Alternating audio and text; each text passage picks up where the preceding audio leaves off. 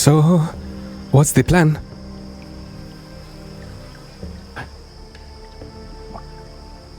Well, I don't know if we can get away with just leaving this thing be. So, Mr. Tai, what did you see exactly before you turned? It's big, but it's slow. It's basically armoured. It's going to be like us trying to chop down a fucking boat. And you said that there were others. Ah, yes. Yeah, little babies. How many? Well armoured. Loads. I look back to the bomb on my back. A problem though. If they could be, maybe this bomb might be of use. Well, I don't know. Take down the big one, then who cares about the little ones? Don't suppose that Jed, I don't suppose or claim to know exactly what it is that you're able to do with all of your potions and whatnot, but are you able to make anything look like something else? No. Not in the way that you want, I think, no.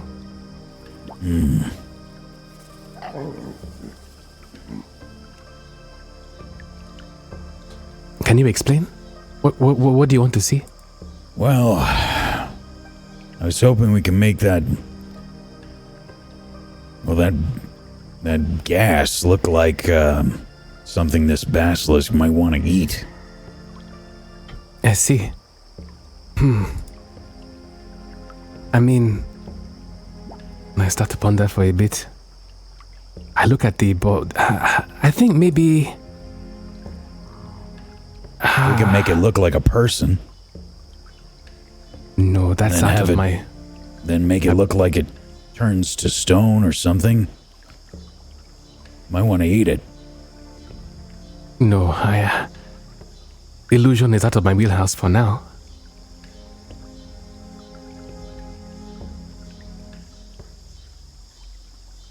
No. Well, I don't know how to get it to eat that gas, and set it off at the same time. Does it have to eat it? Be the best way. I just mean, can we cut it open and put it inside? How are we doing that? Just an idea. Basically got a bunch of armour on it. Fucking things. Plates, Yeah. they're like. At this point, from what I've heard from you, the only thing that this bomb is useful now for might be for the little ones. You know? Maybe if I use my hands to move the ball, to roll it over into the pond, and make it make a noise, you know? Maybe it might attract them. Then we can blow it up and we have one big thing to worry about instead of many small things and a big thing. Because I don't know. Many small things. Well, What if you just blow it up inside of its mouth and then blow its head apart? It's only armoured on Maybe. the outside. But how do we do that? exactly. That's the question. Alright, well, you take your fucking gas bomb thing, you put it on top of that griffin over there. You go and make a bunch of griffin noises, draw its attention over. It bites into it as it lifts the thing up. Fire. Boom. Okay. All the little I ones could will try. come running and we'll mop them up. I don't know how strong the little one's eyes are, you know. I mean, we could run. The little ones ain't the problem. The point is that big one's the thing that's fucking up the ecosystem and stopping anyone from getting trade across the roads. Right. They had no Okay. problem with the little ones before. Okay. I set down the gas, the orb on the floor, and I bring out my other flask and shake it, and the foamy mage hand comes out, and I say, okay, well, I can roll this across to the griffin. That shouldn't be a problem.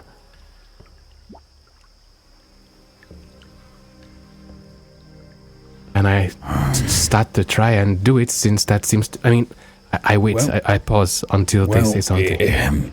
If we try to attach this to the griffin, then we're going to have to move the griffin to get its attention or to get it over here. Or we'd have to make some kind of distraction. Because we're not lifting that griffin, the four of us. No, we're not. But we can move. Judging by just how heavy Ty was when he was stone. Right, why do we but need we to can move move the ball, the orb of gas. This mage hand can move it. Can move the ball to the griffin. Surely that should be enough. We don't need to bring the mount into Malcolm. Right. I point over yonder and I go to the west. I mean, that should be able to give us enough view to see the griffin. No? How far can you use your ability, Jet, to move this balloon? That's a good question. And I move the hand around a bit and I make it float to the edge of its for very movement. far. Know that much. And I go, so the hand flies away from me, and then at about the 30-foot range, and it goes, about 30 feet. Okay. I'd never tried before. That's good to know. Right. So you'd have to get really close to get this thing's attention. Or we would have to do something else to get its attention. We can maybe hide behind the tree, throw something at it, or shoot it with something. I need to get pretty close. Ty's pretty good with that longbow, but we have to look at it if we're going to shoot it, or guess. Maybe fire a blind shot. Maybe if I might be able to help with that. birds around, or any animals, little things that are not terrifying basilisks. Yeah, make an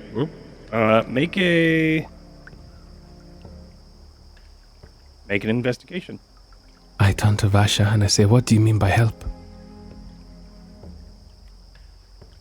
Yeah, there's a couple birds nearby, floating off in the distance. You hear some chirping off to your west. I Go ahead. wander off a few steps away from them while they're having the conversation. Okay. I don't really know how to explain it, but I think I might be able to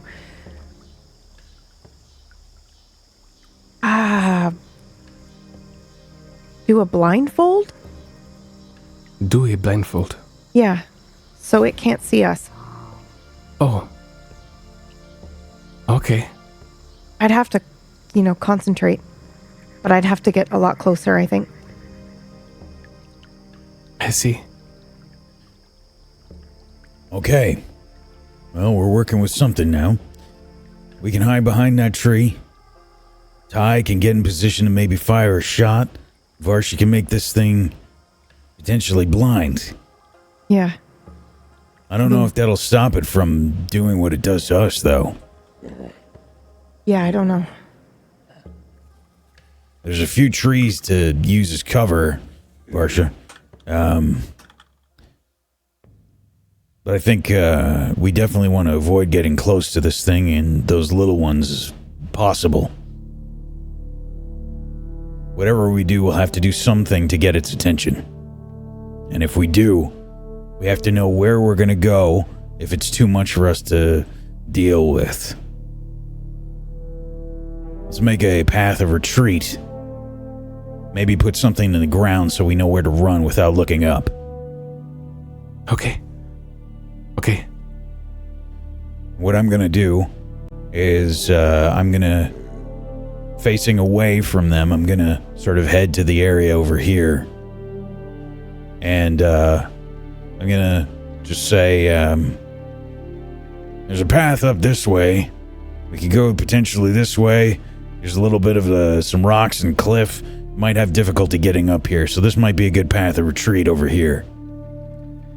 So not far off of Ty's heels, as Ty starts to wander, sees something in the distance, and then with a focused beeline toward what looks to be sounds, or what sounds, what sounds to be the song of some sort of bird, and looks to be, for Ty, some sort of avian creature in the trees. You're able to follow the footsteps of him toward the west as you do. And are you making this path on this way, the path of retreat that you were saying? Like, are you? Well, what I'm potentially trying to set up is, if we hide behind this tree over here, Correct. and if it seems like our plan's not working, we need to be able to run. So I want to make some kind of path so that we can just look at the ground easily, some kind of marker or something, and we know where to go. Sure. Using a nearby stick or something, you could easily just draw in the mud. Yeah, I'm gonna do that. Yeah. You're able to draw. Probably draw some big arrows or something. You're able to, after some time, draw a muddy trench of this scratch mark of arrows. Yep. That you are able to discern, and everybody else is able to discern as an unnatural marking that you are able to follow. That wouldn't be confused or lost in tracks of another wild creature or anything like that. What's everyone else doing during this time as Smith makes his way, scratching? I'm casting message on the bird, Okay. and I'm... First of all, I'm seeing if I can. Second of all, I'm seeing if it looks towards me when I do it. Make an Arcana.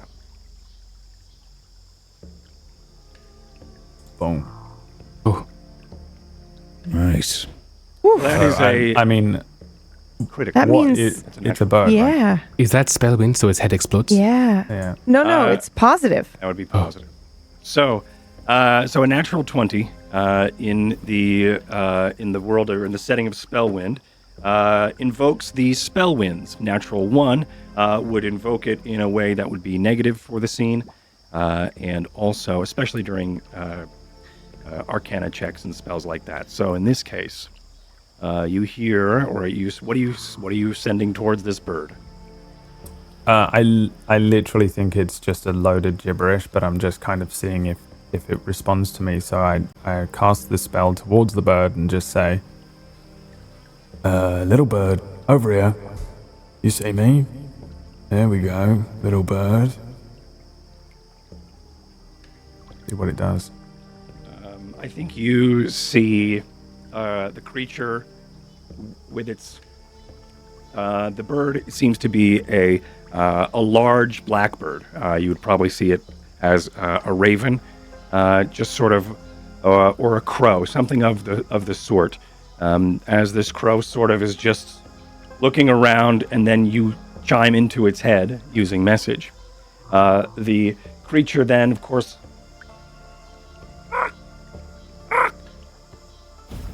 and looks over at you, and then tries to find, using the side of its eyes, where that noise is coming from, as it starts to then flap around, and then looks back toward you, and then for a moment you see its eyes start to skitter about, and then you know that it is looking at you with its side eye, and you hear, Oh, yeah. Alright. Perfect. I turn around and probably just see Smith walk by doing his thing and quietly but address... I mean, am I within earshot of everyone? I wouldn't want to speak so loudly that I draw any attention from the fucking thing. yeah, you can I get everyone's attention if you like, safely. address them all and say, I can do the thing to animals. I reckon I can draw it over, or at least, get its attention that it thinks that is making a noise. You mean at the basilisk? Yeah, Okay. I'll just make a fucking bunch of noises in its head so it thinks that the thing's, I don't know, alive, or maybe I'll get its attention, maybe it will come over, maybe it will bite it or eat it or something. How does your thing work? Do you have to look at or see something to do it? Your messaging? No idea. I don't think so. Okay. Let me think. I was a really little boy when I learned this one. I hide behind Vasha so he can't see me. No, I don't think I do. Orkin used to make me point my finger towards it. So I reckon I can do it with my eyes closed. I mean, or I can establish the link and close my eyes before it turns on me. Okay, try doing it to me now, and I hide behind Vasha / a tree.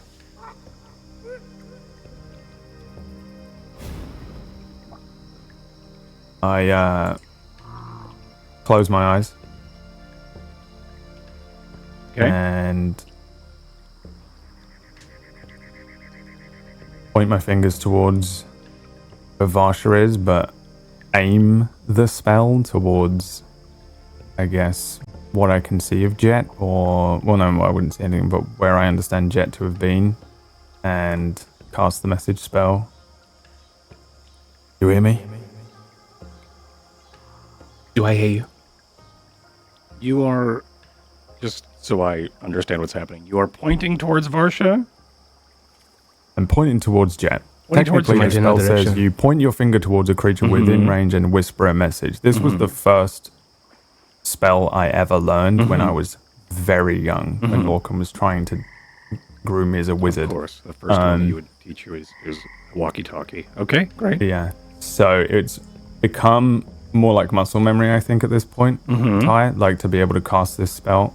He also just kind of hates casting spells in general, but I go back to my original understanding of learning this, and I point a finger towards Jet, but my eyes are closed, and cast the spell. You hear in your mind, hi.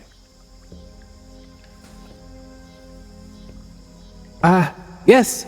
Here we go. Perfect. The problem is I'm going to have to be over near the fucking thing. Crow did turn around and look at me, so it does. I can direct its attention over, but I think I'm going to have to be over by it as well. Maybe behind it or something.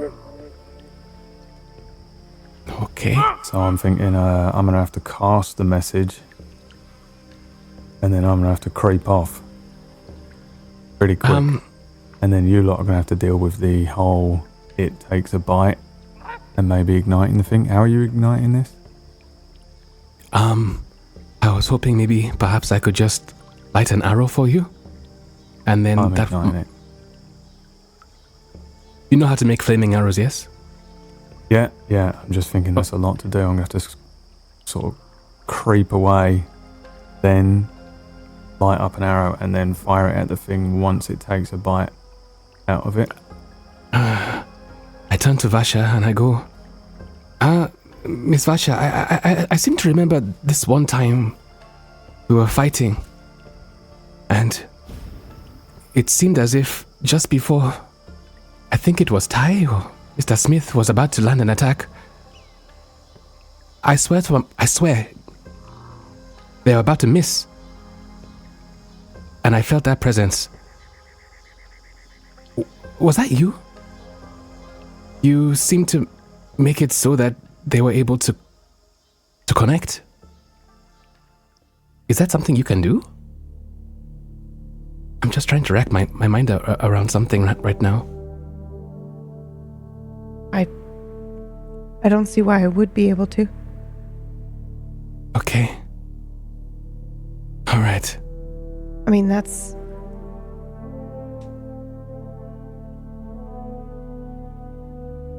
Perhaps it's something that you didn't realize you had? Am I the only one with a bow? No, I've got a crossbow. Can we make a firebolt? Or can do? Yeah, but aren't you much better with a bow?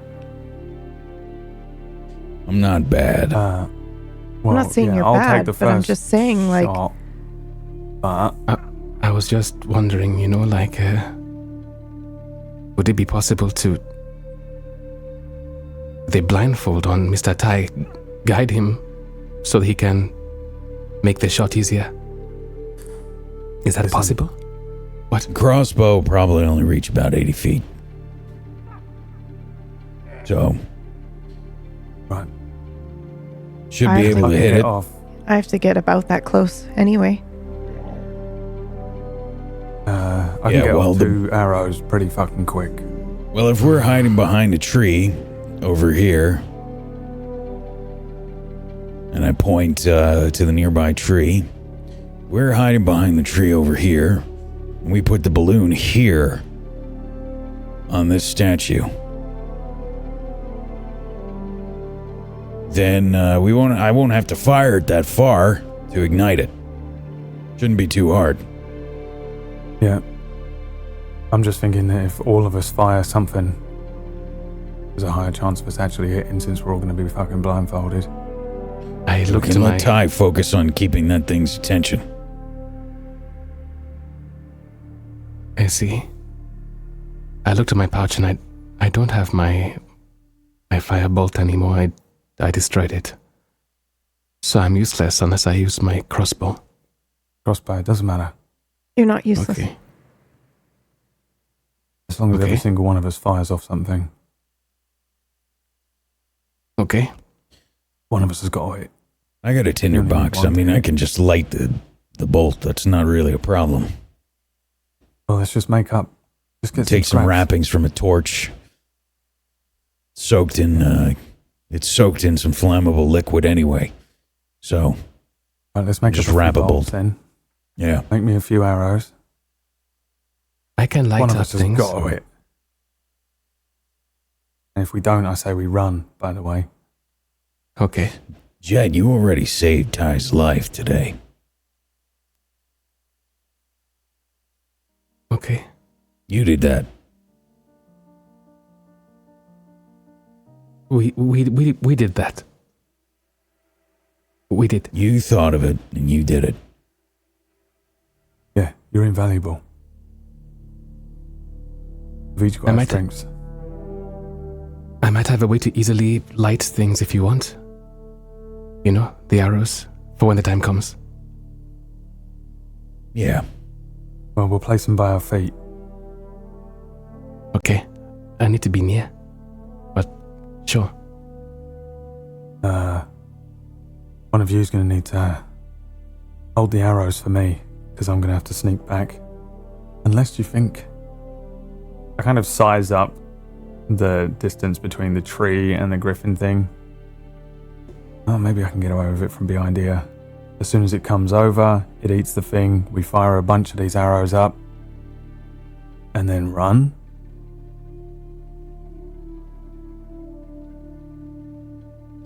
Well, if, Either way, whether it blows or whether it fucking Might don't, just- we just... It might just set the head on fire. At which point, maybe we try and attack it and see what we can do. We'll yeah, have to judge based on what happens. if we We've want got a... me to Sorry, try, if we want me to try to blindfold it, I have to get closer. I think. I don't think I can do it from this far. How close? Fuck. I'd a guess. Maybe to that tree there, like right before the babies. How tall was the thing, Myth, when I saw it? It's like, how far off of the ground would its head be as well? Because we're probably going to have to count some level of elevation here, It which is is always fun. Yeah. It is probably about the crest of its head is probably just going to hit the top of the trees and the canopy here. So you'd probably think about 30 to 40 feet off the ground as it has been. So I have to be right at it then. As long as it's not going to like Godzilla all the way up. No, it's So, like like- it's not like skyscraper tall, but it's pretty The large. tree is a decent marker. Yeah, I was Yeah. using that tree and it's 60 feet. Yeah, I'd have to it's get not- there. It's not that far off. The hypotenuse. We do not have to count in the hypotenuse because I'm not doing that. So we'll just have to narratively figure that shit out. Okay. don't Okay, even know what so that I just means. point to that tree then, and I, just before the It's a- little baby ones, go. I think Cooking I'd strategy is what it is. think I'd have to be at least that close. Easy, it's going to be right fucking there. Munching Okay. on that. Okay, I'm just letting you know. You need to look at it. No. Yes. No. Well, that's a problem. No, I don't. All right. All right. So, let's go through this. You stick that on the griffin. We prepare a bunch of arrows and bolts behind the tree here and hide behind it. I'll get its attention. Hopefully it draws it over. Maybe we can do something to... You got anything like sparkly or something? Maybe some silver coins, just to make this thing some motion to its eyes, draw its eyes. To what? The griffin? The griffin, yeah. I can do that, yes. Yeah, I got something that might help too. Okay. Okay. So I'll get its attention. You make sure it's attracted to the griffin. It comes over. If nothing else, it's an animal. It's just going to bite the thing, innit? It takes a bite. As it brings its head up, we all fire. Varsha hits it with the blinding. Speaking of animals, at this moment, you hear and landing right on a branch just above you is that blackbird, that large blackbird, raven-esque in quality, as it starts to look down at you as it hops. Yeah, can you leave me alone? Still in your mind. Looking at you quizzically, his eyes ever present on you as it scans the horizon and then looks back at you. It's you could tell as it does, it cocks its beak and looks at you with its side eye as it is, and you could see with the iris of it, it starts to move and assess you for a moment as if you were a threat, and then continues to hop around and just sort of I'm going to try something absolutely absurd here, but I'm going to cast message at the raven again. Okay. And then I'm going to point at the griffin and say, go and land on that. Go land on that? Yeah.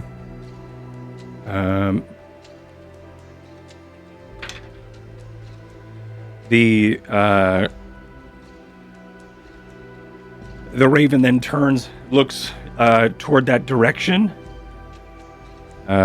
which is hard because it's also the direction of the grasslands.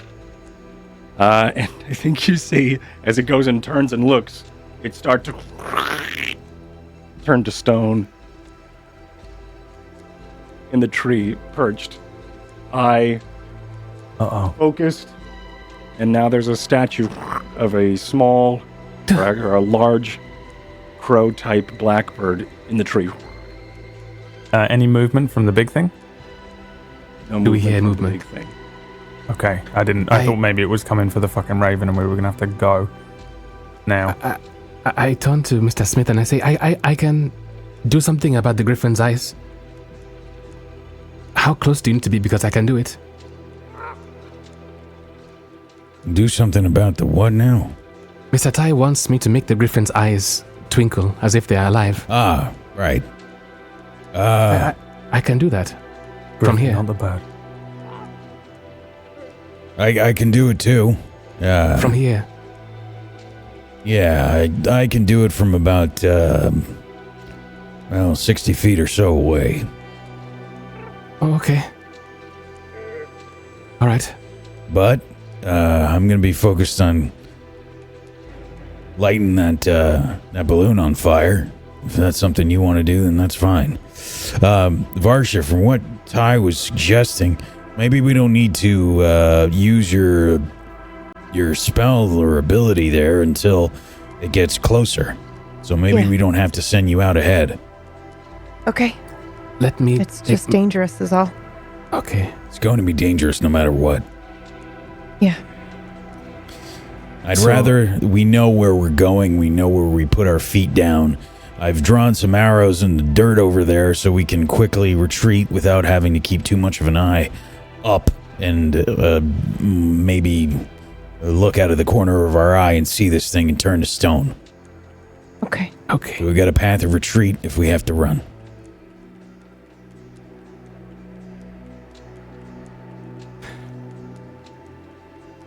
I'm gonna start setting up some bolts. Okay. I don't know how fast this thing will come towards if I do this thing, Mr. Tai. I have the ability to... You've seen me do it before. When I made the knot of a tree talk. I can maybe do something similar. And make this griffin's eyes look like they're alive and moving. maybe towards where this thing is, it might taunt it. Yeah, do that. Just tell me when. We still have the bomb. Get the bomb on the thing. Slowly, carefully. That's just turned to stone, which means something's looking over here. Okay. Yeah, try not to look over that way. Do you want me to do it, Jet? Move the bomb? Yeah. Oh, okay. I assume that we're all here, right?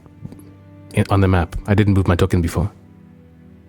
I also take 4 arrows out and put them in the ground behind the tree from my quiver. I leave the rest in there. I just point at them and say, make them into fire arrows. I can do that now, yes. But okay. Sorry, I'm getting anxious because I have no idea where Varsha actually is on this map as we're doing this. Yeah. Okay. I'm behind We're not going here. yet. We're still prepping stuff up. Yeah. Here. I'm like doing stuff like sighting up the arrow and like preparing. If you like, you could also right-click on your token and go to multi-sided and choose the side to the top down, if that helps. Okay. All right, so I can light your arrows for you. And so I'm going to bring out this small flask, a container, and I'm going to mix 2 smaller vials into it. And you're going to see this these 2 clear liquids turn into an orange, bubbling substance. Which is strange because the way it bubbles looks kind of like the way a flame flickers. And I'm going to just place it down on the floor. And I tell them to just dip your arrow inside and it'll set a light. And this is a prestidigitation, which you can use to set alight small candles and campfires. But the active word here is set alight. So I'm hoping that I can set the arrows alight this way. So your suds right now are flickering up like a campfire would. Right. Chunks of heated suds also skip into the air like sparks would. Small bubbles flick off of this superheated dancing flame of suds as Jet creates this very sort of reality-breaking magic as you start to see this very weird reaction happen. And then you're lighting these arrows with it. They would have to do it very soon, otherwise I'd have to do it again. Okay. Well, the arrows are just in the ground, so I feel like you're able to just. Yeah, I think we were just getting stuff prepped. Sure. Yep. And Right. they're in the ground, ready to be lit. As a bonus action, you could light you could just light them over the flame or over the sudsy flame if you want, and then use them that way. Okay. After a while, your spell sort of does die down, but a small fire does replace it in that area. Okay. All right. As your spell fades, the ground around it and the moss and the peat starts to dry, and then starts to help create a fire. I turn to Mr. Smith and I say, how are you going to move this ball to the griffin? Well, I was just going to walk over there and put it on. But if you can do it with your spell, then that's fine too. I'm hoping I can. It's just that beyond past where we are, where the griffin is, it is that's water. You'd have to swim through it, no? You could stamp through it. It's not necessarily super deep. It's more like difficult terrain. Yeah. I was just going to stay close to the tree. Difficult terrain. Okay. Sure. Griffin is here, yes? I thought the griffin Yes. was this griffin here. Oh, it's not actually that. Okay.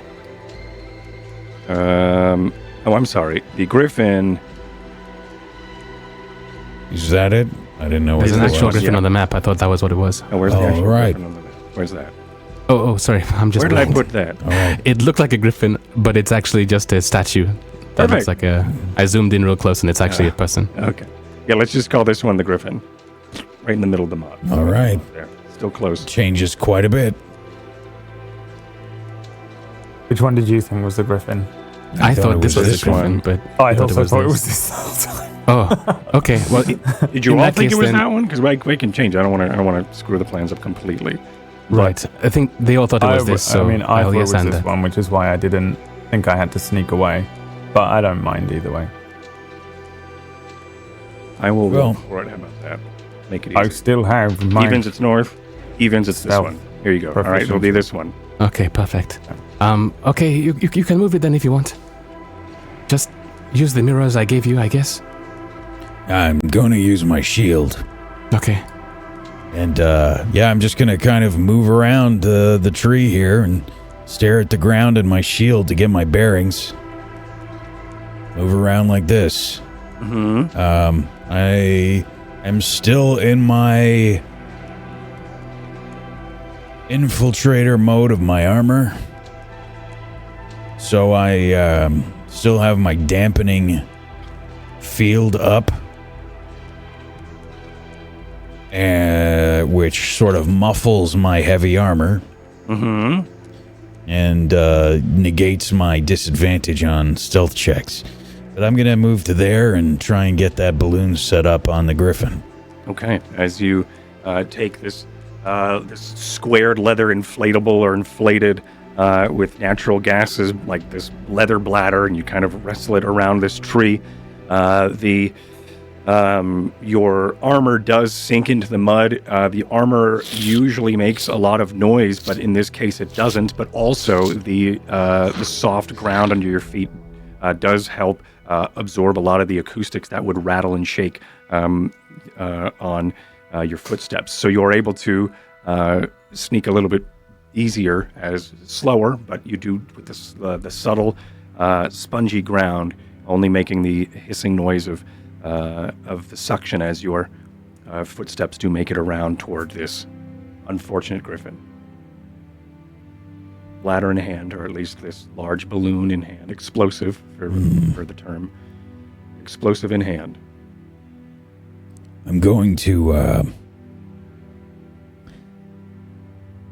tie a rope to this thing, get the balloon sort of relatively close to the stone head of the griffin, and get it attached as best as I can. Again, keeping my eyes down, trying very purposefully not to look over at the basilisk.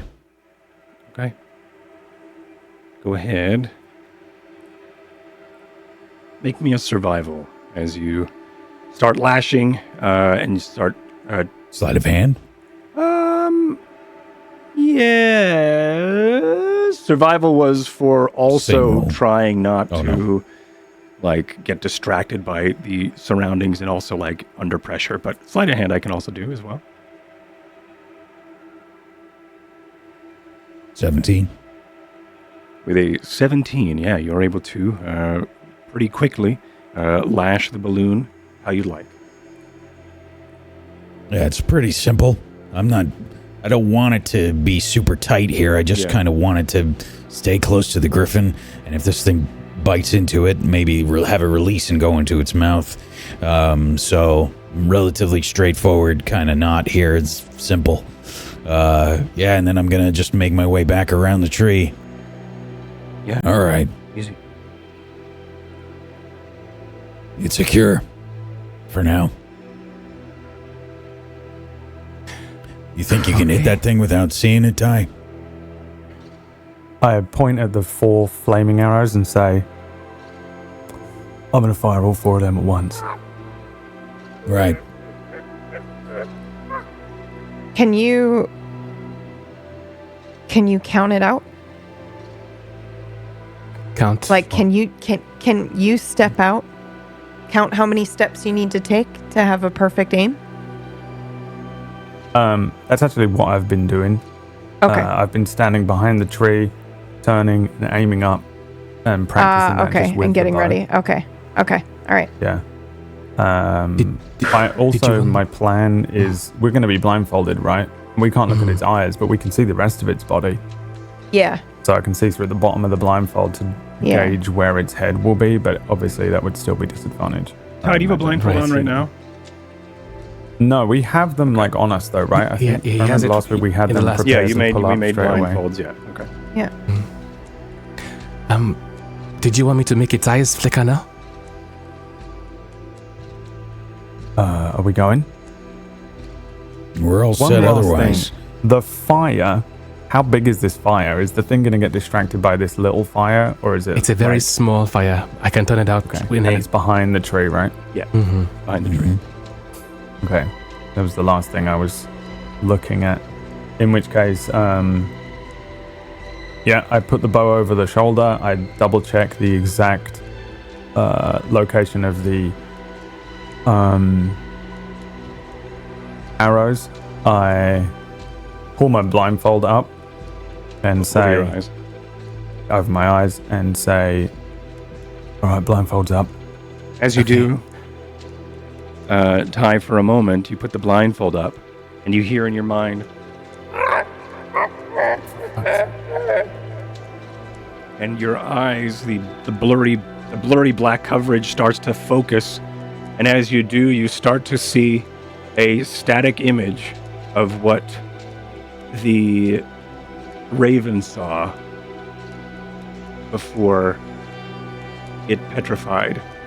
Unable to move, but you are able to see a live feed from the branch just above your head to the basilisk. I take a weird step forward because of how weird that would be. Yeah, My to vision just suddenly shift. to suddenly be like I 15 kind of feet to your right, up in a branch. Stumble forward okay? and stick the bow into the ground. Fuck Ty? me. Are you alright? I pull the blindfold down and look up again at the... As you look up, you do see, Cry. you do hear in your mind another squawk, but as you do, that does sort of confirm and reaffirm your thoughts as you were able to see through this poor raven's, I Maybe guess, this building ain't that bad. last view, last perspective as it is petrified. If There I is, concentrate, I can kind of see through the eyes of that bird. for a moment, you do feel a What? sense of bondage as you are tied to this creature. You both have shared now the same traumatic experience that was being petrified alive. Eyes and thoughts still working and move, but petrified, unable to move. I did a test with that spell on the bird. See Okay. if it could see where I was, but Okay. when it turned to stone, I'm still kind of linked to it. Okay. What do you mean linked? I can see through its stony eyes a bit. It's not easy, So- but... Well, you don't look like you're turning to stone again, so... Hang on 1 second. I'm going to blindfold myself. I'm going to take a normal arrow. And I am going to just take a moment to turn around the tree, knock an arrow, aim it, and fire it Your blindfold is on? with the blindfold on, and aim for like just this direction, like into the water, so it doesn't make like a crazy amount of noise or anything. Just to check that I can, Go ahead and give me a survival as you're trying to figure out, like you're trying to do like a blind sight and figure out direction. Because right now this is you not are me seeing, using my arms. I'm having to. Yeah. Right now Yeah. there's a security camera in the tree that is looking at, like essentially that is looking at the this creature and the fight ahead of you. So you underneath it are going to try to go around the tripod of the security camera. Is very confusing and hard to do. So Hand-bird Yeah. coordination. yeah, exactly. Yeah, one in the hand is worth two in the whatever. Anyway, so go in. Give me a sleight of, or a survival. 16. And you probably did. Okay, great. Yeah. For a moment, you try to walk. You trip over a stone for a moment. You fall to your knees. You get up pretty deftly. You all see this as a blindfold is on Ty. Ty then reaches up and grabs and feels around for the rough bark of this tree, and then starts to feel and crawl his hands across the tree to make it to the other side. And once you do that, you wanted to fire an arrow in which direction? Now knowing that, like, counting out, of course, your hand movements and, of course, the rotation of the tree, you're able to figure out and discern that you are on the other side of the tree where you want it to be. I'm just firing it here into the water. Okay. Not too far, not aiming at Okay. any of the things, but just so that I can check that I'm firing in the right direction. Yeah, you fire and it splooshes into into the mud, about 15 or so feet from the view of the bird, or the bird's eye view. You are able to see a streak of the arrow streak into, I guess, just off bird or camera left as an arrow flies into the sight. Oh, this is going to be easy. Okay. Ty says after stumbling long as around that- a tree for a moment. Okay. Yeah, Okay. this is so long as that thing actually detonates and, injures or kills the thing, All right. I am not going to miss. So I have the all clear to make the griffin do the thing? Everybody get in position. Let's do this. So just so I have this correct, you want to use some sort of decoy to attract the creature over here? I'm going Right. to cast message. Yes, He's going to do his spell. Jet's going to do his spell. correct. Hopefully, it's going to come have over, it be distracted by the only thing over here that's kind of moving as far as its vision is where the griffin. When it eats the thing and it's coming back up and it's still swallowing it or whatever, I'm going to come around the tree and I'm going to fire off an absolute shit ton of arrows at it Okay. that And are on I fire will that hopefully ignite And the then you're thing. And then all cast of them dark- are also going to fire Yes. if it doesn't, Okay. and she's going to cast darkness. Yeah. And then we're going to see where we are. And Cool. after that, it's just all bets are off, I think. Okay, cool. All right, I I'm like it. going to just sort of stay as backup, but if Ty can see this thing, I'll let him do his thing. Okay. All right. So I turn to them and I say, what I do here, I'm going to make its eyes flicker like it's alive. That I can do. And hopefully that might perturb the creature and make it come to us. That on top of your own call to it should hopefully make it come closer. I have another spell, or similar in fact, that will make the creature be heard by something, but it has to be relatively close. Remember the tree? About 10 feet. I'm hoping that with those two things combined plus your thing, maybe perhaps it'll attack it and the bomb. That's good. It's a lot. That's good. Okay. So I close my eyes, and as I do, Violet pops out of my my robe. A large test tube with like vellum leather wings starts to flap out. The violet fluid Stretch inside for a it. moment. Its large wings or large bat-like vellum wings start to stretch as if it's just woke up from something. Its cork starts to twist. So I close my eyes, and as I do, I breathe, and I breathe out. And as I breathe out, the fluid inside Violet's test tube goes from a violet hue to a monochrome, almost black and white swirling liquid. Okay. And I look towards the stone griffin with my mirror, and Violet flies towards it. And so now Violet is going to channel my my ability. 1 second. Violet is going to channel my magical tinkering, and is going to pour the liquid into the over the eyes of the griffin, Okay. and that's going to create this shimmering eye-like effect on the griffin. I close my eyes again, breathe, and as I do, Violet refills, and as it does, then you see this almost flesh, yellow ochre kind of color, and I pour that over with Violet over the beak of the griffin, and the hue changes slightly, and you see as the mouth of the griffin starts to almost look like it's morphing and opens, and as it opens, you hear this griffin call. Faint, but it's the same one you recall from when we were over the sea. Just a as I am using two. There we go. So At those the are two same effects time of as magical. that, I think I point my finger without looking towards where I know the big basilisk, dire basilisk to be, and I cast message aimed at that thing and say, "Come and get it, bitch.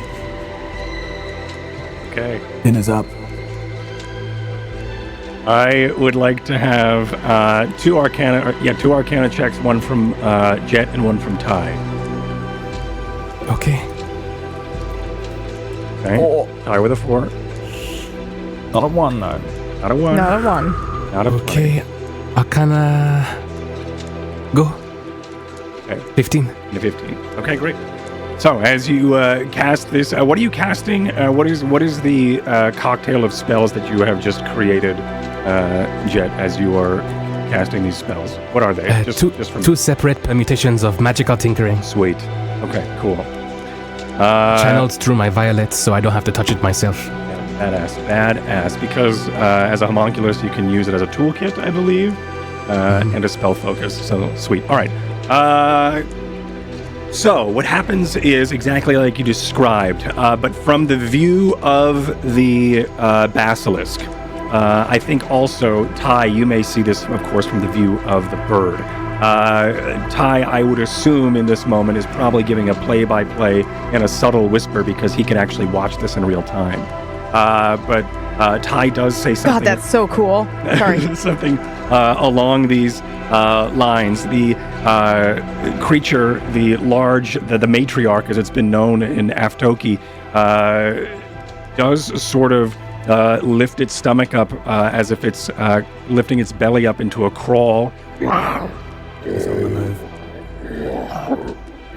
It then cranes its head for a moment as you see what you have not been able to see yet. But now that you have this gifted sight, you are able to see that this large eye, probably the size of a dinner plate at Aftoki, starts to then focus. An iris then starts to then contract, and then you see a vertical lens sort of wipe across, or a vertical like membrane wipe across this dinner plate of an eye, changing the hue from a yellow to a green, or the iris from a yellow to a green. And as it does, you feel a sinking in your stomach because you've not seen this, but you have felt what this thing can do. From the perspective of the basilisk, we see off in the distance behind a tree there is movement, a waving of disoriented heat waves coming from behind a tree, which is distracting. But of course, as it looks toward that direction, it does see a large bird, at least with its head slowly moving, and it could be the distortion of the heat from that small campfire behind the tree, but something distracts it. And as it does look over and its eye starts to focus, it does have this, it does flip on the lens of petrification as it tries to see what it is that's over there. It's looking over here. The glinting of bird eyes, probably a griffin-sized bird eye, so probably the size of a juggling ball or a small palantir, starts to then reflect like a mirror would, like an SOS call. But we start to see this bird eye reflect some light, and that, of course, distracts this creature. With it crawls up onto pushes up onto a crawl, and then starts to slosh very clumsily in the direction of where you all are. Oh, it's coming over. Okay. I would like you all to roll initiatives.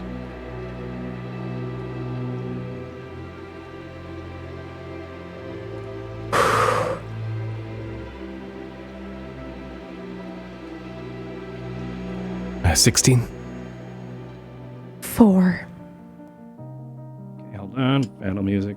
13. Okay. 9. Okay. So, what are they again one more time? 16. 13. 4. 9. 16 was... Jet. Our boy. Oh, wait, I could probably do the, Hero. LOL. No. You are. Add your turn if you can. This has an 11. You are the chosen one. Right-click your token. Meyer, and add turn. You can, and then fill in your. I don't think he's got that option. He can. You just re-roll initiative, and then change the number. Oh, I can select your token first. I got you. Yeah, just write in the number. There you go. Sweet. Thank you. Okay. Okay, so it starts to move. I will give it this move here.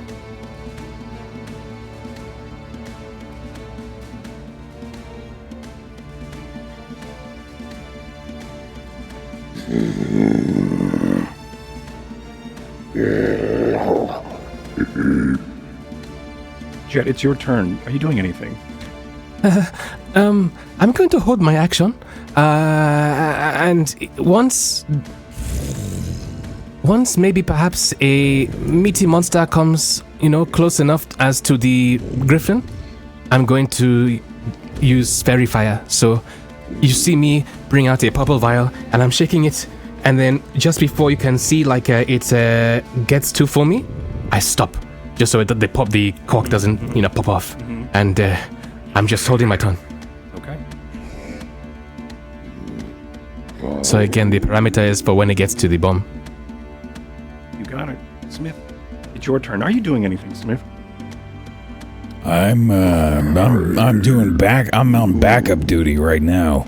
Okay. So I'm going to hold an action, and I'm going to, I guess if it gets if it eats that balloon, I'm going to wait on Ty, and then if things don't go right, I'm going to fire a flaming bolt at the balloon. But otherwise, I'm just hanging back. Okay.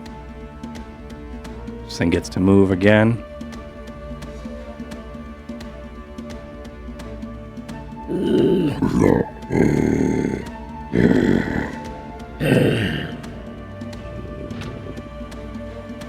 It's going to, you see as it gets out of the pools of where the small, the other, like where the spawn pools are, once it starts to do that and it clears out of the way, its tail whips and splashes into some of the spawn pools. Some of these basilisks, or these small basilisks, with a bunch of waves, splash up onto land as they start to wriggle around and start to find purchase and also find their place on land as they then play around for a moment. But this clumsy, large creature, as it does make its way out of the spawn pools, start to pick up its pace a bit as it is very curious.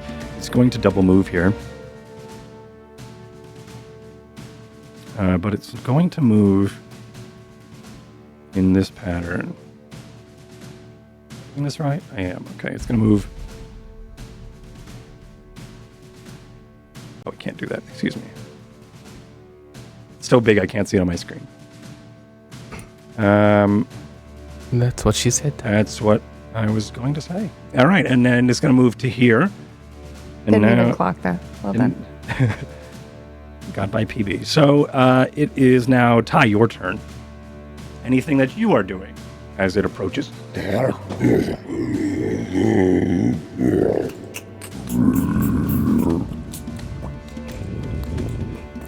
Splashes. It has picked up its pace. It is still very clumsy. You do see its hand or its claw. If you've ever seen like a toad walk around and you see how it doesn't really care what it steps on. Its hand, its webbed mitt sometimes steps on top of things and just stays there. That's sort of what happens here as this large webbed claw, or this calcified webbed claw, steps and scrapes across a lot of the curtains of eggs here that it has created. These reptilian, these trees that are covered in eggs, as it just scrapes across, destroying some of its brood, but also some of the branches on the tree. It doesn't seem like it cares as it splashes through the area. I am doing nothing. Okay. And I assume just still watching, and of course recalling and telling what's happening, watching through the. I will hold an action. Yeah. Which is to fucking run. Yeah. The dash. Okay. If it bites the whole tree. You know, like Okay. if it, you know, If it we've looks like things are going underestimated tits up, you're going to run. basically. But Okay. other than that, I'm basically waiting to go once it eats the thing. Okay. Okay. Luckily, I get to go after its turn next time, so the 9 was the perfect All right. initiative roll, which is the same thing that always happens. Everyone forgets initiative in their plan. Right. That's very true. I'm sorry, Varsha, you're up. How big would you say this basilisk's head is? Let's count it out. Yeah. Yeah, it's about 20 by 15. Thank you. By about 15, so 15, and then 20 long. Got it. Okay.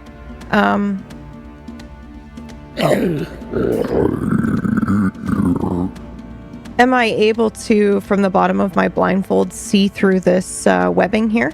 That's like kind of in front of us? Yeah. Okay. I will ready an action. Once... The webbing is like sort of like dried gel, as it, and then there's pocked with various different like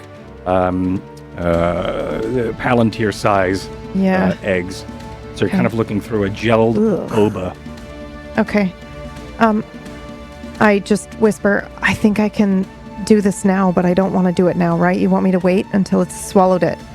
Otherwise it can't see what it's eating, right? Right. Okay. And then I will ready my spell, Darkness.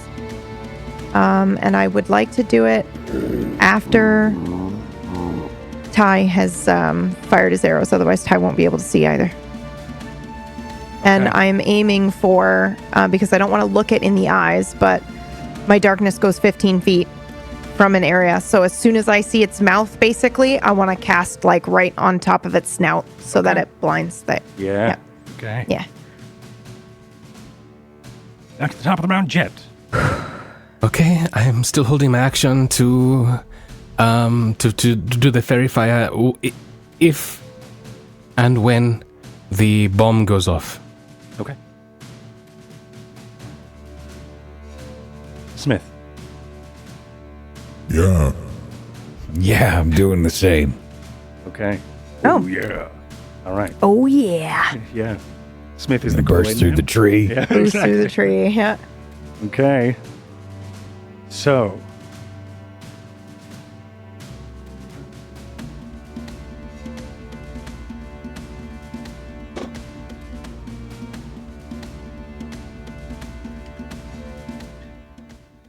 So as this thing approaches,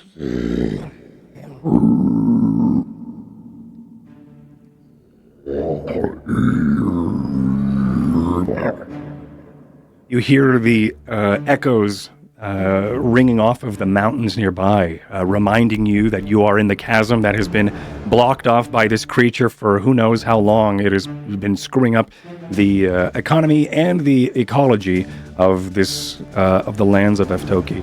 The creature is still moving pretty quickly. It continues to move as fast as it does. It does make its way toward the target. It reaches. It now is in range of audible range of the griffin. Yes. It opens up its large maw, and you see as it does it, its face being around 20 feet long and 15 feet. It almost looks like it doubles in size as its maw opens up. You do see these very reflective teeth, almost like as if they were cut by diamonds themselves. As this thing reaches into its mouth and maw reaches into the sky, its breath sprays across the tree in front. You do have these eggs that are in front of you that you can barely see through, but it's just enough protection from any sort of petrification that it has. As you start to see it the gel start to bow and drum as if it was affected by the breath. It's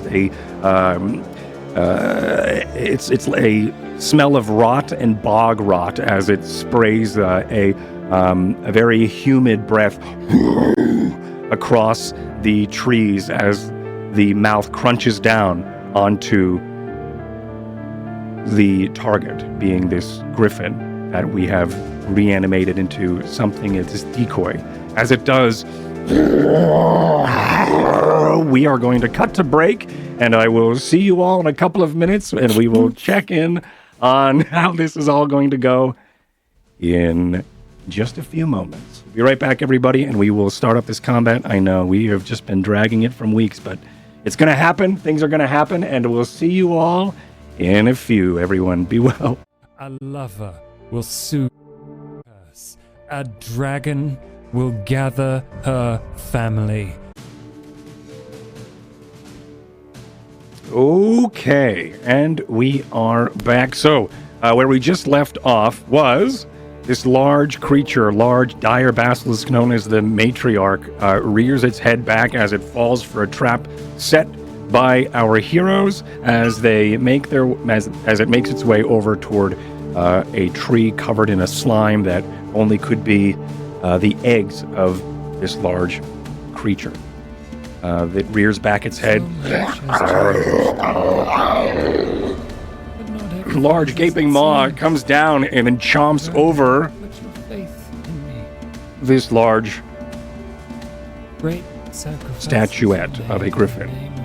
Dust and pebbles start to fly as these out from the sides of its jaws as this creature starts to crunch and gnaw on it, not knowing of the other side, under the wing of the other side, there is a large leather square hand-stitched bladder full of natural gases from this bog, highly explosive, as this creature rears its head back and then goes to then almost like it tries to choke on it, like a snake trying to unhinge its jaw. It then tries to rear its head back.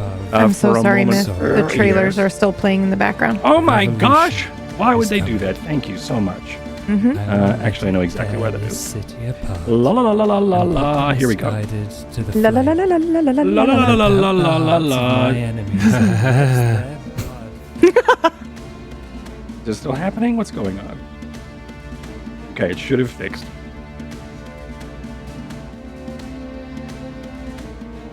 Okay. Setting. And we're here. Use take 2. Here we are. Okay, so, like I was saying, the basilisk rears its head back. As it does, it starts to then choke on this griffin, this statuette of a griffin. Dust and gravel fly out from the sides of this creature's mouth as it then starts to try to swallow this large griffin, unaware of the large hand-stitched air bladder full of natural gases that are highly explosive on the other side of its wing, out of view. Ty, it's your turn. It was my... Wait, never mind. I'm stupid. I held my turn to You're throw not my stupid. fairy fire. Yeah, then go ahead. Oh, yeah. Yeah, then go ahead. I think you were waiting to see it eat the balloon, though, right? No, and that then was me. I was waiting to see that it eats the balloon before I blind it. Right now, its head is reared back. You can see, if you look, you can see that it is now trying to choke and swallow Don't this. listen to him. Don't look. He's tricking you. Do any of you look? But yeah, as it starts to then choke will. on the... Okay, haha, get fucked. I'm All just right. kidding. Oh, darn. Haha, you're dead. Haha, you're dead. Get out. So You yeah. said it, no take backsies. Exactly. Get off my game. Haha, I win. I'm the GM. Yeah, so the creature then starts to then choke and rear back and start to eat this. As you do see, it does look like it's in pain, but it also does look like it is doing this. It's done this before, as it starts to try to start the beginning phases of digesting this large creature. Anybody Okay. have a held action here? Ty does, and I do. Okay. And I did too. And You so do does too. Jack. All right, so- all three of us. All right, let's go in the order of initiatives. My held action is if it fucking ate the whole tree and we were in danger. not- Right, yours was the danger one. Well, what a wonderful thing. Let me roll for that. Okay, we're fine. Go ahead. Okay. I just didn't trust quite how big this thing was, and you were going to be like, okay, it takes a bite out of the griffin, but also you're all inside of its mouth. Yeah, exactly.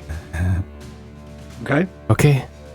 All right. In that case, I have that purple vial that I had, and I throw it at it, and it's towards its general direction. Yeah. It's big. I don't even have to look. Wherever the fairy fire lands, hopefully on it. 60. 1 second, my brain just blew up. Fairy 60 fire foot does range. not require a sight component. Wonderful. It's only verbal. So the verbal part is just my exhalation as I throw, Yeah. and it lands hopefully somewhere on its noggin device. Sure. Yeah. So as you throw it into the air, and you hope, and you hear a pop as this high-pressured glass bottle shatters, and you open your eyes. Not until I turn around and open my eyes, or maybe yes, and then go back to cover. But I don't open my eyes to see if it's landed. Okay. But it has to make a dexterity saving throw to be fairy fired. Okay. I rolled a 16. Okay. Well, I guess it doesn't get illuminated, but because Okay. it is very big, it is still going to be affected by the fairy fire until it gets out of this 10-foot radius that is center mass to it. Okay. I'm sorry. So what is it? Could you give me fairy fire in the chat? Okay, fairy fire in the chat. Give me 1 second. Hmm. How do I, in Roll20, link my thing? Okay, thank you. There you go. I think there's a little speech bubble. All right, cool. So it does not illuminate. Advantage. That's awesome. Okay, great. So everybody has advantage on this. Now, does it have concentration? Up to a minute. All right, awesome. Cool, great. Yeah, so for those of you... Yeah, what I think is going to happen here, because you can't all see it, but your fairy fire, what does it look like? It is a green effervescence kind of, flame. Okay. It's a cold flame that doesn't burn you, but it looks like something is on fire. Okay. So there is a large green flame that flickers off it. None of you can see it, but at the base of each of these flames, there is a sudsing, and you can hear bubbles. Sudsening. The sudsening happens as bubbles start to pop and crackle as you're able to just listen to where this fairy fire is happening, and being able to give you all the benefits of the advantage in that area, of course, because you're all blindfolded, which is awesome because you're at disadvantage because you're blind. So Yeah. awesome. Okay. That's really, really cool. All right. Anybody else have held actions in this moment? My held action goes off when Ty shoots it, so Okay. I have to wait. Mine is just as a backup, Yeah, you're waiting just to see if anything fails, then I'm taking you're my the shot. fail-safe. Okay. Yep. All right. Ty, it is now your turn. Okay. This round, it is eating. Watching through the eyes of the bird, I take note of where that thing is that I need to hit. You see, like 15 feet from you to the right is where this bird is, or so, and you actually have a better view of right down its gullet as this is, as it is eating this thing. I think back to long before Red Devon taught me all of his skills. Before Morven and Scars, to when One-Eyed Bill taught me how to shoot a bow and arrow. And I remember him just doing this crazy, when he was much younger, doing this crazy like quad shot thing where he just loaded his bow up and fired off these arrows, and I was just obsessed with how he did it when I was much younger. I pick up the bow, grab the 4 arrows, follow my footsteps that I did before under the mask, but I'm moving my feet in the way that I was practicing, but I'm watching through the bird. I knock one of the flaming arrows, raise it up, trying again, kind of half muscle memory from the practice I was doing, and half watch through the eyes of the bird thing here, and just I guess what I'm gonna do here. So I'm probably gonna blow a lot of things, but the first thing I'm gonna do is fire an arrow at the bomb and see if it hits. With advantage, right? Because no. Well, you have advantage. Well, yeah, I don't know exactly what's going on here, but I can kind of see. Fairy fire is advantage. If he's looking through the bird, I don't know how you want to do that. Yeah, but I'm blindfolded. You're blindfolded. But looking through the bird. But I'm you still looking have through the sight. bird. Mm-hmm. So that negates your blindness. So the fairy fire So would the fairy give me fire the does advantage. give you the advantage. Okay, lovely. First shot. 26. 26 hits. The Okay. one of the arrows is one of your fire arrows. This is a fire arrow. This is also going to be a distracting strike. I'm going to use a maneuver, a superiority die, to add an extra d8 of damage first. Probably irrelevant, not sure, but I'll do that anyway. I'm not really sure how this is going to work with the thing. Great. And I love this theory. also counts as a distracting strike, which is that when you hit a creature with a weapon attack, you can expend a superiority die to distract the creature, giving your allies an opening. I add the superiority die to the attack's damage. The next attack roll against the target by an attacker other than you has advantage if the attack is made before the start of your next turn. So hopefully that stacks, just in case. It doesn't. God damn it. Super cool. Yep, just throwing it in there Yeah, anyway. Thank you. So yeah. you are able to, with a, what's really interesting about this shot, are you doing multiple shots or are you shooting one? I knew that you said you were going to do a lot of things and you were thinking about... Everything, I want to see what happens with this. We'll see what first happens shot. with this first shot. I potentially have. Okay, so you launch an arrow. With a 26, you're able to hit your target. As you do, you lazily launch it as it just sort of goes up into the air and then sinks right back down, which is just enough dink, to pop the air bladder that is hidden underneath the wing of this statue, one of your old griffins, as it then starts, and it's one of the lit arrows, yes? Yes. So, yeah, like we said, we see 4 burning arrows.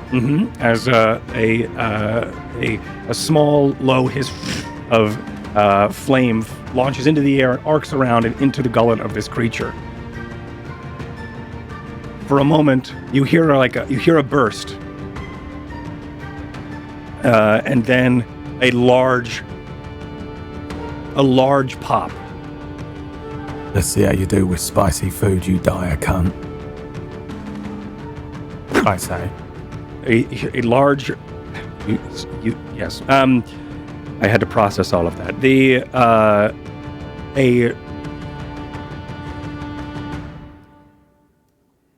A large puff of flame comes out of the mouth, coughs into the air. The creature reacts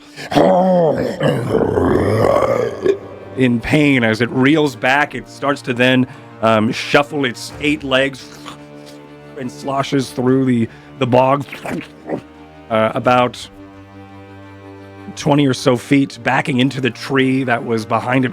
It creaks as smoke starts to billow from its mouth, as its mouth also hangs now open as if it's in pain, like when seeing like it's panting for some reason. It does dip its mouth into the water nearby, but this is all in its reaction in pain as you are able to do a significant amount of damage. Who would like to roll the damage here? I'll do it. Jet. Oh, okay. Smith can do it. All right, I can't remember. Whoever made the bomb was what I was going That was with. Jet. We all made the bomb. Okay, Jet. We all made the... Okay, fine. We all made it. The power of friendship. Roll me Jet 6. rarely gets to do a lot of damage as well. roll me 6 d10. Earth, wind, water. Friendship. Heart. So 37. Roll windows stuck, by the way. Oh, thank you. Glad to do that. Isn't this great?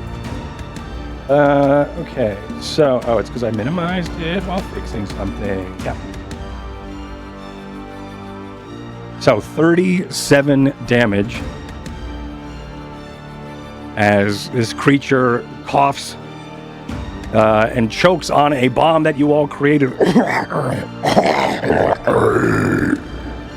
Now my held action goes off. Hefty chunk of damage. Okay, as it's reacting in pain here. For flavor, the fire actually tastes like spicy food because of the prestidigitation. Okay, yes, yes. And then you, Amazing. a cayenne bomb. Wonderful. Don't do it. Okay. Don't do it. Don't do what? Don't do it. What are the rules on your thing? When does your What? action go off? When you fire your arrow at the bomb. What? Did I forget I've got something? 3 left. Oh. I see. Yep. Do I care? That's what I'm Yeah. asking. I'm asking when your thing goes, because I'm still, I'm reaching, this is that moment where I'm, slow-mo reaching for another arrow. Yeah. As to whether you're your still held doing Yeah, action your goes thing, off. and I'll wait. Does I'll Varsha wait. wait, or does Varsha get excited? Varsha waits. Okay. All right, I'm going to He's got to be able to see what he's doing, otherwise this is not going to do anything. 100%. The creature's eyes, And now you're shooting at the creature's eyes. I can see them, and they're big. And Yeah. I mean, it is hard in this moment because you're still, I guess, firing, so it explodes, and then you're still in these 6 seconds. So it's going to still react and do all of the things I described, but over the next 6 seconds. So as of right now, this next shot, you won't be able to see their eyes. You can still fire at it, but then the 2 after that, I will let you try.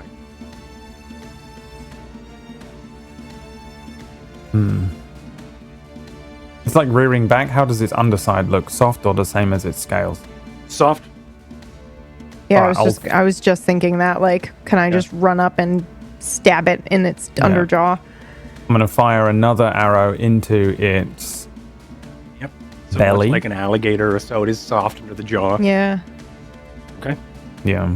I think I'm from That the north. fucking I don't nat know what 20 on that alligators- bird. Well done, Brad. I know. Holy that was shit. Really useful. Because I have extra attack now. So this is Yep. my extra attack. I can attack twice on my attack action. So that's what this one will be as I fire my second arrow now. Advantaged again. Still got fairy fire on, right? It's still, yeah, still on Yeah. fairy fire. Another 26. That hits. Another 6 piercing. Now I'm gonna action surge, Okay. which gives me another action, which means I can do 2 more extra attacks, right? I can do another attack One. and then an extra attack. I don't think you can do No, another you just bonus. get the one. You sure? I think so. Yeah. You can attack twice instead of once whenever you take the attack action on your turn. Yeah, This is but the attack read action. what it says for action surge. You can take 1 additional action, Yeah. of which I'm going to do the attack action, so I get an yeah, extra he's right. attack. So Yeah, he gets you the can 2. so you can get Yeah. there. Using your That's action fucking surge sick. to cash it in to get 4 an attacks. extra action. Yeah, so he gets Yeah. 4 attacks a round. Are you kidding me? Yeah, you get a free attack with your I action, do and then you this get a time, free yeah. action, so you can shuffle it all into a 4. This one time, yeah. I Then like I'm it, but I know aiming- that Whack right now is looking it up. Let's do it. I'm firing. Well, at the moment, I'm firing one of the arrows into one of its eyes. Ideally, that's what I'm aiming for. All right. I need a pen that works. Another 18. 18 is what I rolled.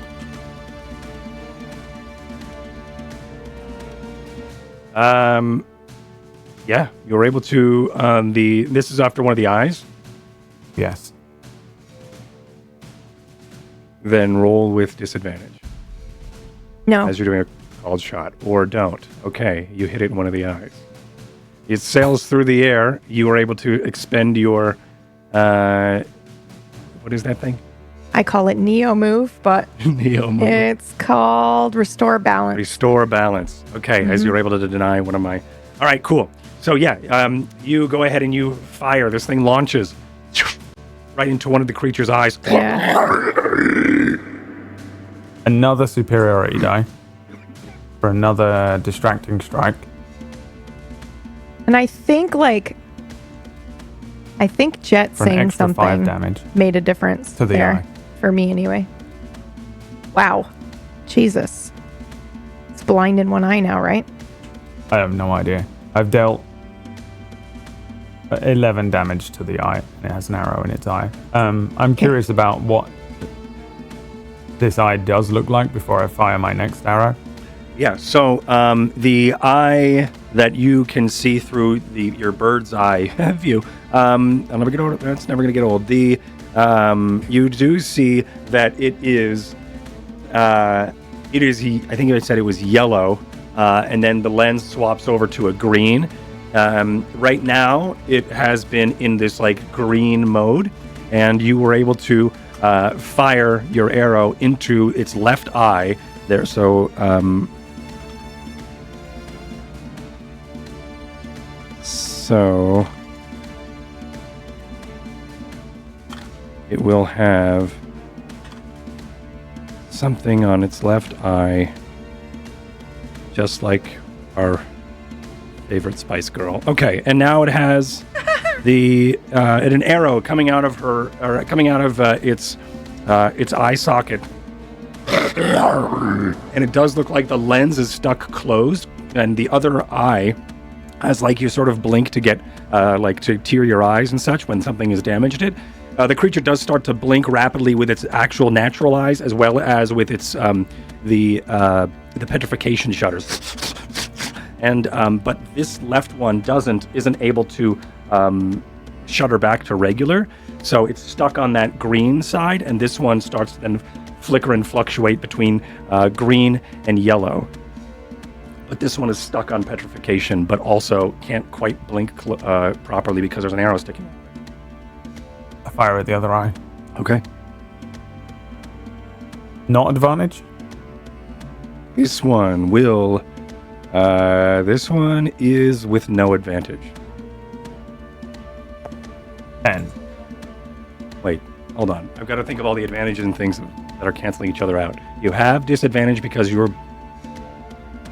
you have advantage because you are blinded, but you're on the bird. I'm sorry. So here it is. You have disadvantage because you're blindfolded, but you're also looking through the bird, so that cancels out your disadvantage. You then are now doing a called shot, which gives you disadvantage.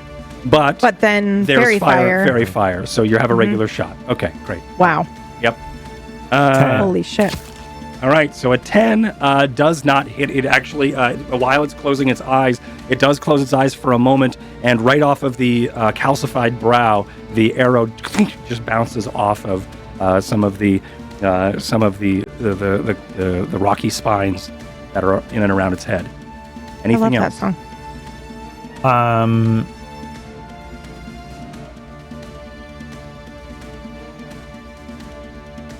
Sorry, hold on. Do you mind if I take 1 second to just try and think 7 chess moves ahead? Of course you can. No. Okay, I'm sorry. Table Story has spoken. Okay. Okay. So, the state of its mouth and stuff. It's burning and injured in some way, but not dying. Yes. It's got one eye, which is messed up. The other one...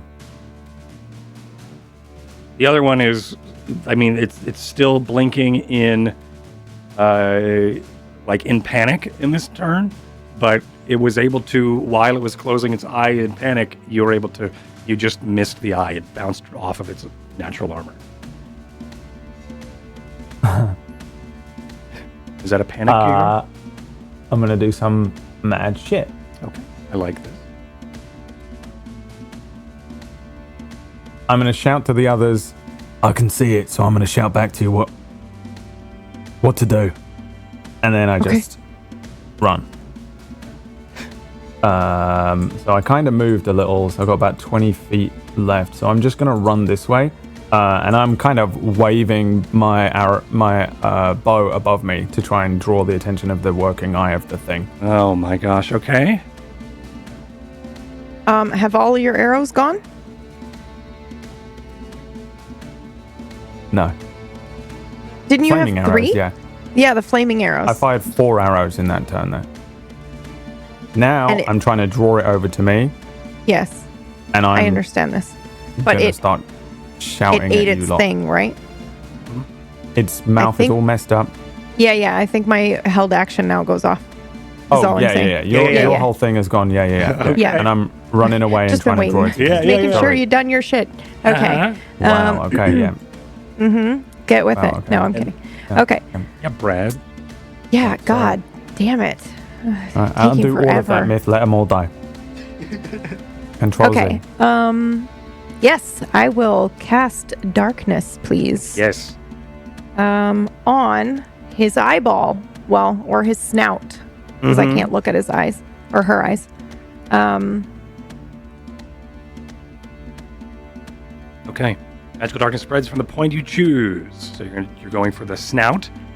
Fills Which- 15-foot radius, which I think covers the whole face. And you're just pointing in the direction of it. Because you can hear its bubbles and also where it's screaming now Well, from. Yeah, I think Yeah. I would look up just enough so I can see the blindfold to see the mouth and go, okay, that's it. I want the snout. And cast it from there. It doesn't say a point that you can see, and other spells specify you need to be able to look at it.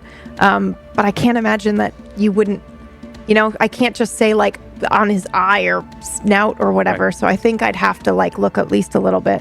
Wonderful. Yeah. Okay. So I Now need. it cannot see. Yeah. So as you do this, I don't. Yeah. As you do this, I need you to make a Constitution save. As Yep. you lower your blindfold for a moment and cast this. Well, I just lift my face up enough to see underneath. I think I don't think I take it off. Just to clarify. Okay. Whatever it may be, it would be a Constitution save. As this is your first time seeing this 12. large thing. So you are able to. How does this look? What does it look like when you cast? This? When you cast? Because we've never seen you cast No, darkness. I've never How done does this before. Varsha cast darkness? Ooh boy.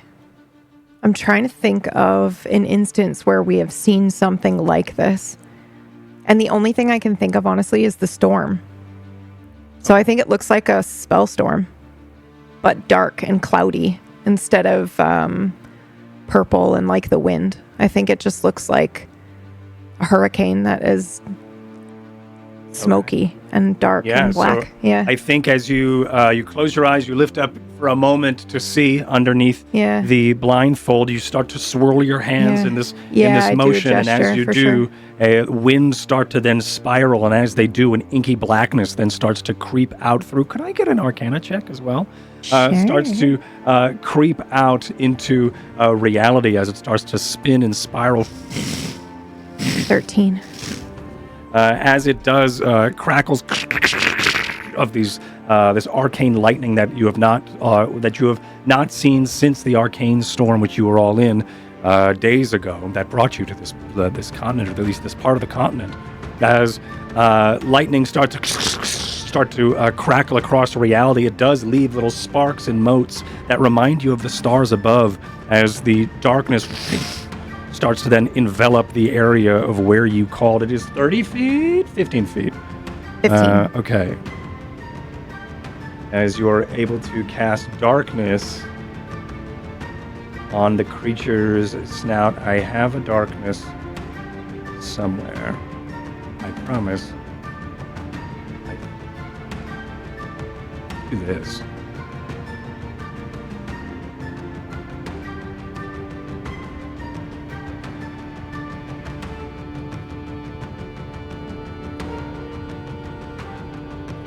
.15-foot radius. So 6 squares, 30-foot diameter. Holy shit. Thank you. Yeah. She has blotted out the sun. And we will fight in the shade. He said it.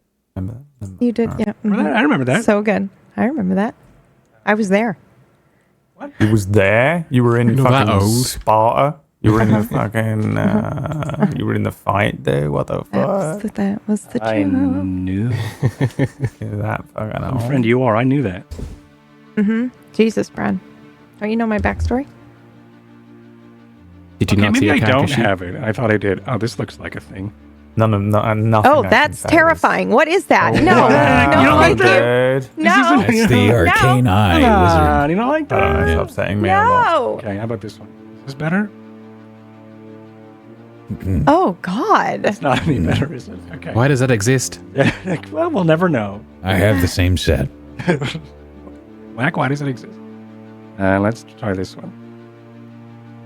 All right, yeah, so I'm just making this look pretty, but anything else on your turn? No, that was just my held action. I don't know if it's actually my turn. You're right. Uh-huh. That's what you said. Okay, cool. All right, so darkness starts to envelop the area, which is more like grayness, but that's fine. Okay, so okay, now I'm looking at the effects and not paying attention to the game. All right, great. So that was your held action. Ty, now it's actually your turn. What? No. This was after my turn. Oh, okay. So now it's actually my turn. So now it's actually Varsha's turn. Yeah. Okay. Yeah. Right, because you held action, and then you Right. did a bunch of actions on your action, on Okay. your turn. Got it. So Varsha, so- now it's actually your turn. Okay. So, Oh, right. I'm so sorry. After you casting that spell, and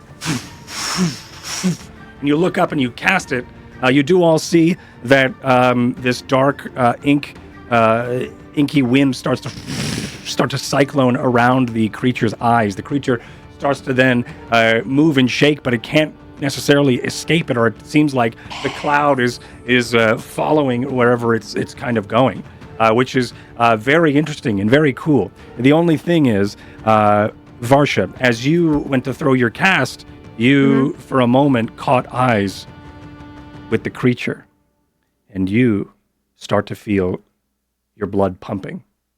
Okay. Jet, actually, it's now your actual turn, so I do need you to make, on this turn, another Constitution save. okay. 24. Okay. You are able to, for a moment, as your blood starts to pump, and you start to then feel a rush of adrenaline, knowing that you've made a mistake. You pull down your blindfold, and you are able to steel yourself for a moment and to not get distracted by the look of this thing. Of course, its image is frozen in your mind as you just saw the horrors of this large thing that you were not supposed to see, but you did anyway. What do you do on your turn? I am casting a spell. Another one. Okay. It must make an intelligence saving throw. DC 15. I got a -2. Okay. And the Dire Basilisk? Uh-huh.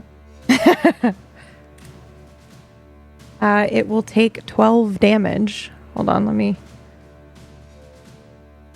get my sheet here. Is that right? Yeah. Okay. It cannot take a reaction until the end of its next turn. On its next turn, it can choose whether it gets a move, an action, or a bonus action. It only gets one of the three. And then, because I know, and this is just how Varsha is, and I apologize. Okay. I know that I might be turning to stone here, so I'm going to use some of my sorcery points, and I'm going to cast another spell. Because I might be dead soon. And I will actually do it again. Same spell. Can I do the same one twice? Hold on. I think I have something else that does. I just want to try this one. It's not as cool, but I want to do it anyway. Do it. I can move still? You haven't Just moved to be- yet. But I mean, I can. Like, I can feel like I can move with my body. I just feel like shit's gonna happen. Okay. Oh, God. Do I Chaos Bolt, which is just absurd. I totally missed that she did a con save. I would have used my special bullshit if she did. I didn't see it, so. That's okay. He's good for now. But next time, I will. Do I Chaos Bolt, the one move that I would love to be insanely awesome, but it probably will never happen? Or do I go in and stab it with a... No, it's too huge. Okay, Chaos Bolt. You can't calculate Okay, yep. I'm doing it. I'm doing the Chaos Bolt then. Perfect. Okay. Okay. This is how I kill the opponent. By being like, do it! Just do it. Okay, spell save. What am I rolling against? I'm doing it. I make an attack action, is that right? Action. Yep. Yep, okay. You are rolling. You should be able to do it from your core page. Yeah. Oh, no, you want to make a... Oh, wait. Sorry, that was the wrong one. Yeah. Hold on. Chaos Bolt. Okay. So that is a natural 20 on a Chaos Bolt, which is magic. Which is, that means it invokes the Spellwind. I'm so glad you did this. Okay. So really cool stuff happens. Also, Chaos Bolt, we then roll a die to see what kind of stuff it does, right? Is that what's happening? I actually think the number rolled on the die determines the attack's damage type. So I think it's already rolled because it shows the two separate. So the 8, which means it's thunder damage. It's thunder damage. Okay. Oh, actually, no, I'm sorry. That is a 1. If you hover over the 8, you can see it's a 1 plus 3. Okay. So acid damage then. Okay. Bring on the acid rain. Yeah. So, and what does this look like as you cast Chaos Bolt? Oh, wait. Can you choose? It says choose one of the D8s. The number on that die determines the attack damage type. Choose one of the D8s. Not so I can 1, do 3, either 3 or 4. Acid or force damage? You could do 1, 3, or 4, so it's force, acid, or fire. Acid, I think. Wait. No, I'm so sorry. I would love to do acid because I think that would be really cool. But I think Varsha, I've been doing Varsha as learning from everyone around her, and Jet uses fire. So I think I would do fire damage. As cool as acid would be. Okay. Okay, so what does it look like as you cast it? Undulating, warbling mass of chaotic energy. Okay. So I think, because I have done this before, but maybe not with such a fervor of understanding that I might die here and I might turn to stone. So I think we see her do the darkness, and I knew full well going into it this was probably going to happen, but blinding it for the other 3 is worth it. So I do that. I see that the blind goes off. I feel my heart starting to race, and I know that this is, I might turn to stone, and I think I just use everything I have, and I just kind of, like with a fury, I unleash. Okay, so with a scream from Varsha, a large gusts of spellwind emanate and erupt from her. Her hair kicks up into the air as it then a wake of arcane energy, chaotic arcane energy, sprays through reality for a moment as it ripples and crashes across the tree nearby. It starts to then change pressure into reality, and as it does, it reacts like a jet of fire, as she then ignites this whole area with flame. I see what you did there. Yeah, see that? Jets. Yeah. And do I roll damage again? I forget what we do. It's already rolled, I think. Okay. Yeah, it's 25 damage. Jesus Christ. Okay. No, I meant for the arcane critical hit for the Spellwind. So a large gust of a chaotic dark bolt flies through the air, but chasing it is a tail of fire that has been erupted by the Spellwind and also Varsha's potential as the... What color is the fire? Whatever color Jet's fire is normally. Green. Okay. Green, Yeah. I guess, yes. Yeah, because I'm a like mimic or sponge. I'm Okay. what's his name from Heroes. You're rogue. Yeah, you're what's his name You're from here? Sylar from... Is it Sylar? No, it's the other one. Nope, it's right? Sylar now. Haha. Okay, so you are... so you just did a crap ton of damage. How much damage did you do total? Whack. Matt? 25. 25. I really wish I had a pen that worked. Okay. Awesome. So yeah, fire sprays forth, and it's still it starts the light from the fire lights the area and then drowns out in the darkness. Sorry, it takes more than that. I'm so sorry. Okay. Because I cast at level 2. It takes 6 more than that. 6 more. Yeah. Unless it did the math Pen. automatically. It did. did not. That was the 4 and the 6. Okay. No. Oh, is it? Are you sure? No, because no, on a hit, you're- target takes 2d8 plus 1d6. So I had to add it on. should Yeah. actually be another D6. I did just now. I No, rolled On 6. top of this one. On top. Oh, Jesus Yeah. Christ.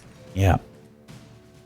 Sick. So 10. 35 total damage. Nice. Wow.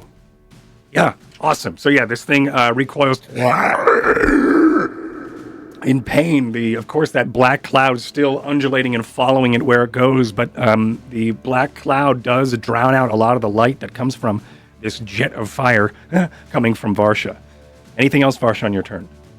No, Okay. I'm ready to slowly turn to stone. That was it. That All was right. epic. Yeah, that was sweet. Very fucking Jet, cool. it is your turn.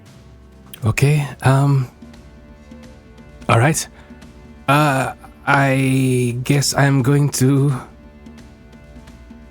Well, I don't know if Vasha has looked at it or if she's...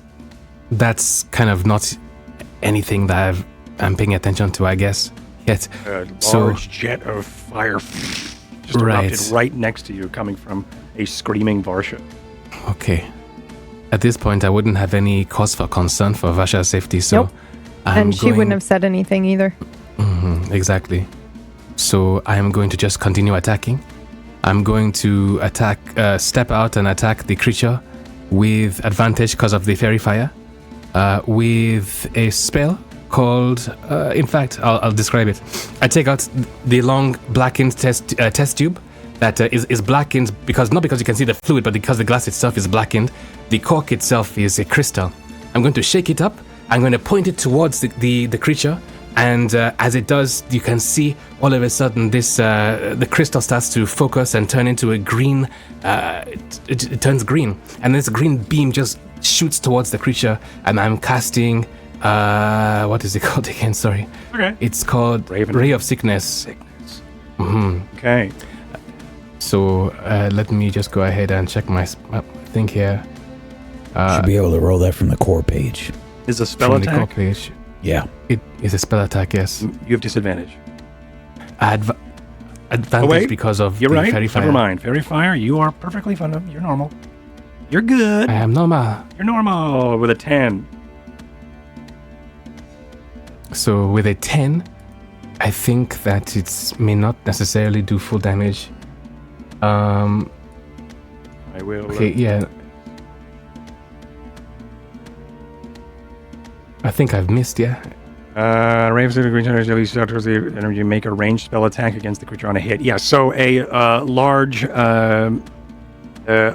ray just reaches out into the sky as you unfortunately miss. As I wasn't looking at it, and sadly Okay. Just pierces through the cloud of darkness, but it doesn't. It continues through as it doesn't find purchase anywhere within the cloud. Okay, then my back is to the back of But the tree no one again. sees it. Okay, great. No one saw it. No one saw you miss. I'm helping! Okay. I hit that's it. my turn. All right, awesome. All right. Smith.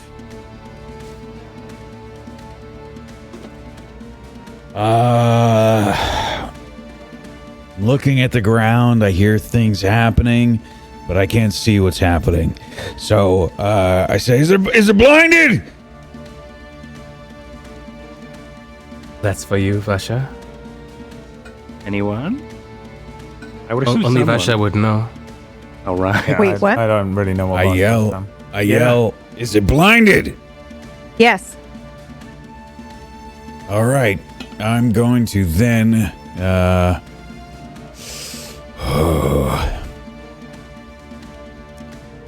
I'm going to, move out probably to here, looking at the ground the whole time, still not quite sure. And then, I imagine that I'm still extremely wary, even if the thing is blinded. I'm being very cautious, and I'm just not really 100% sure if I even look at this thing, if it's going to make me turn to stone or not.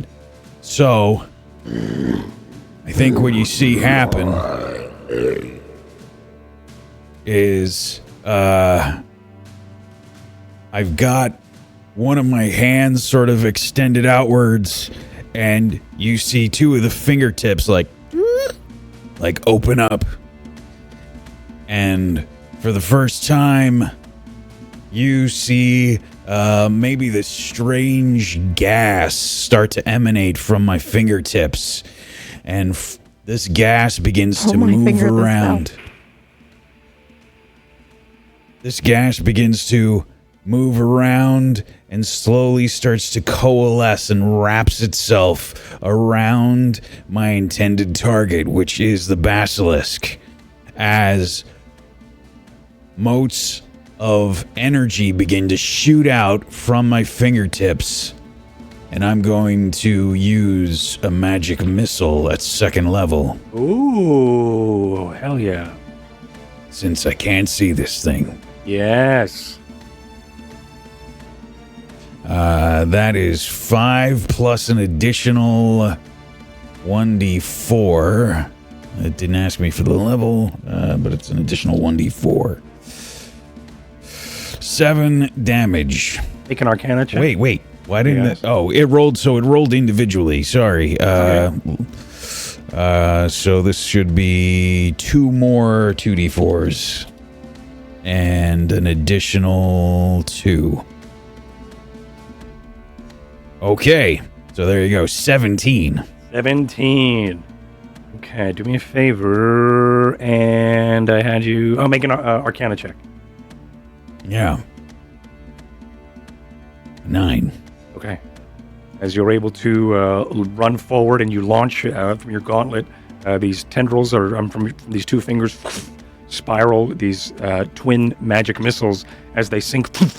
It's 4. I believe it's 4 bolts. 4 bolts. Yeah. As it then screams into, I guess, this dark cloud, as you all hear it scream in pain, and you do hear some sort of arcane projectiles hit the rocky hide of this creature. Well done. Anything else? Sorry, one more point. One more. I forgot a +1. So that was 18 damage. Okay, thank you.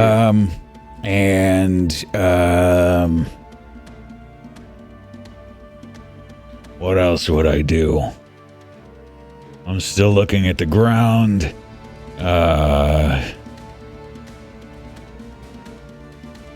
then I am going to probably just back up a little bit. I think I'm trying not to look at this thing even with all the blinds and everything cast on it. Okay. All That's it. right. Okay. Thank you. Yeah, you make your way through that weird egg gel. And it is now its turn. Oh, did I just move it? I did. Okay. Sorry. Just a reminder, it can only do action, bonus action, or movement. Thank you. Only one. Mm-hmm. Okay. So I think what it'll do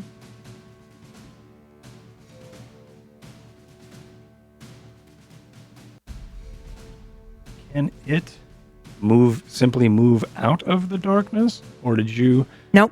It's on its face, so it moves with it. When you choose within range. Okay. Cool. All right. So all of these things I'd like to move, please. It's going to then make its way over here. As it stomps. In this direction. Okay, I am going to screw up something French.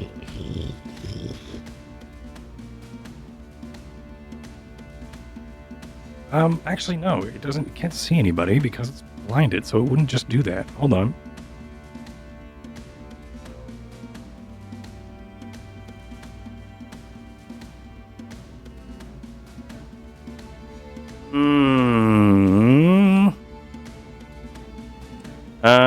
I think it's going to move forward and attack whatever's in front of it. Nope. It can only move. It's going to move forward this turn. Okay. Thank you. Ty, it is your turn. Wow.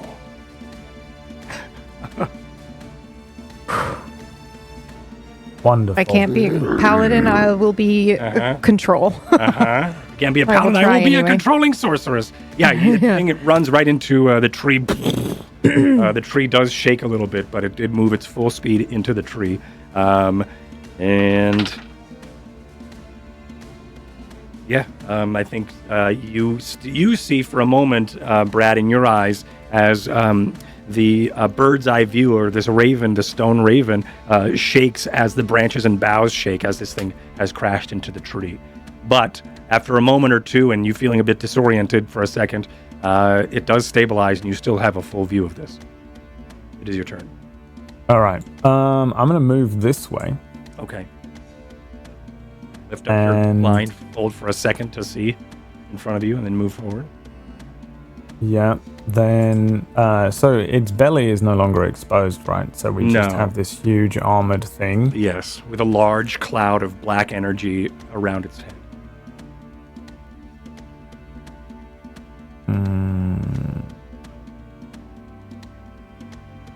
There is truly fuck all that I can do here. Honestly.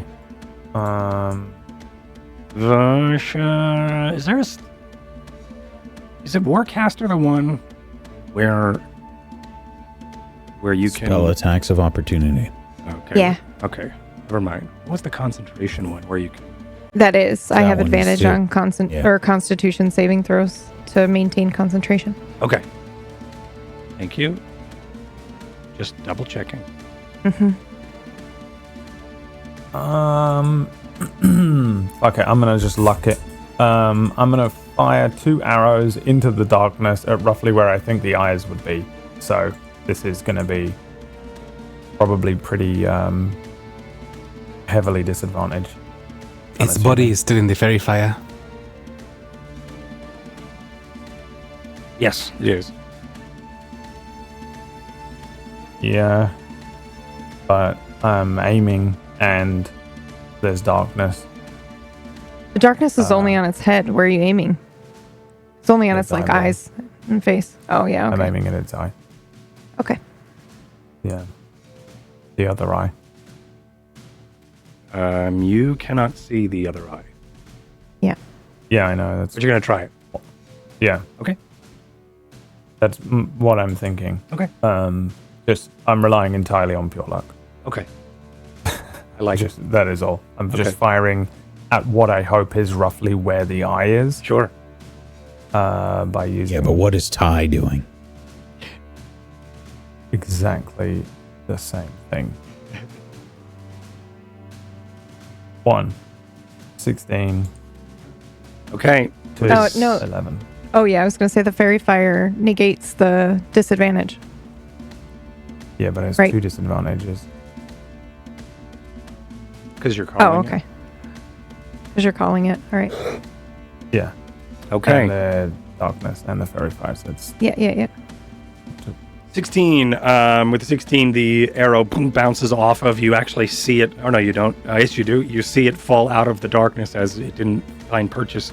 And your second shot being the 11. Same happens. But this time, you see it sail right through the black cloud, indicating a miss.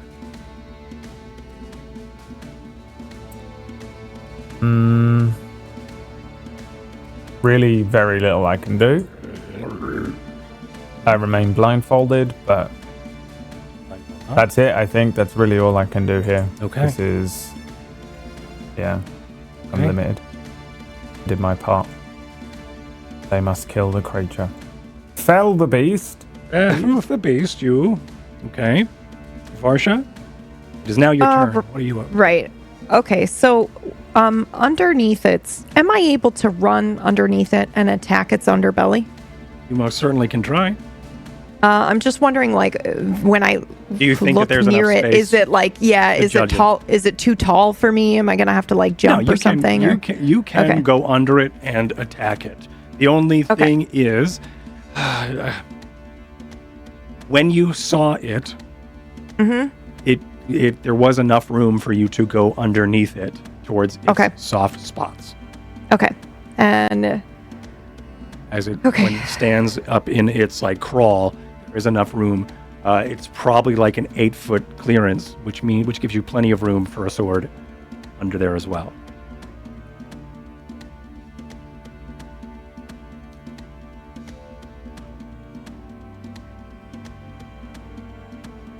okay,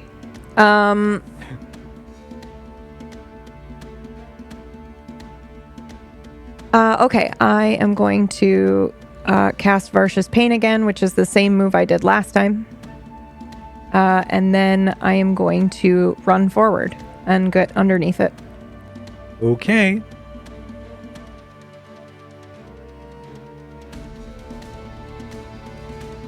Make me a Constitution save. I failed. So I can only do 17 for me. 17. Okay, darkness is still coalescing around its head. And then you on a failed, on a successful, it takes half as much. It failed, so it takes the 3d6 psychic. Which is 12. Actually, but then it's the additional 1d6. Okay. Oh, no. That's the wrong spell. Okay. So it takes 12. But then next round, it can only move, take Only one do- bonus can only do action its or things. one action. Okay. Yeah. Wowee, I love it. Yeah. All right, awesome. Cool. And that is it for me. Cool. Turn. You're moving under it? Yes. Okay. Go ahead and move your token. Absolute insanity. But yes, I'm doing that.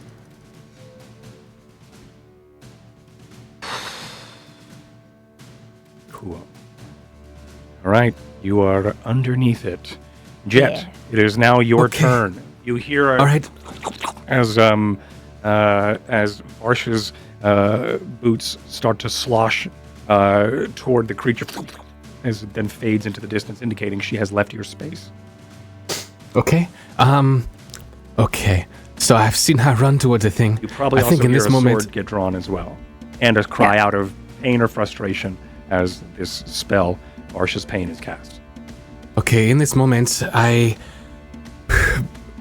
start to hyperventilate, and you see Violet fly towards me, and then you see the fluid in Violet turn into this stony sort of color with veins of red running through it. And I look at Violet and I say, "Go!" And it flaps and flies towards Varsha. As it does, its cork is going to open up, and this vapor mist is going to then splash at her. And as it does, Violet, as you inhale, you're going to feel a warmth enter your body. And as it does, you feel something coursing through you, as almost as if like your veins, your pores, everything is just opening up at once. And I've cast Bear's Endurance on you. So roll 2d6. You now have 2d6 temporary hit points and Yes. advantage on Constitution checks. Sick description. 5 temporary hit points are granted to Varsha as Violet makes her way across the battle to then splash Varsha with this like concrete bio liquid as it then splashes into your area. You inhale and feel invigorated as your pores open up and suck into and drink in this whatever this potion is, and you take the benefits of 5 temporary hit points. Well done. Anything else? And advantage on Constitution And saving Constitution throws. saves, yeah, which Advantage on is the Constitution deal. saving throw. That is really, really good. Awesome. Okay. I then back at the tree. That's my turn. Hell yeah. Awesome. Okay, Smith, you are up. What's going on? She ran to attack it. Varsha? I have no idea what's happening, and I'm gonna move forward, and oh man, yeah, I'm trying to use my shield to get a look at this thing, or get a look at Varsha. Okay. You hold up your shield for a moment to get a glance of the area. Give me a investigation.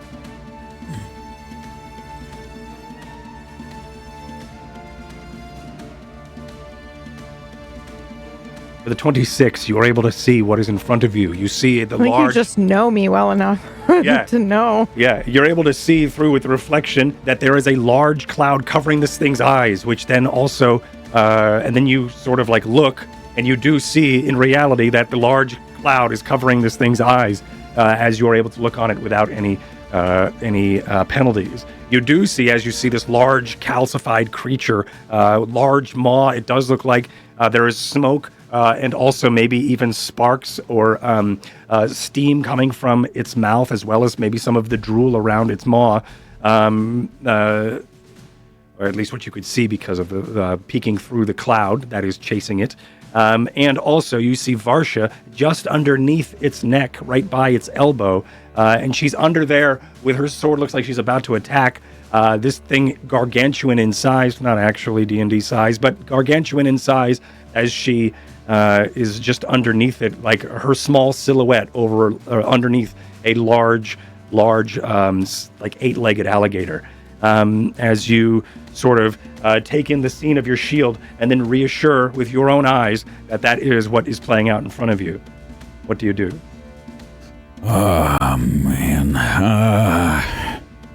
You also do see chasing her in that moment is also a bat-like creature, and that was Violet. Lots of things going through my head right now. I think that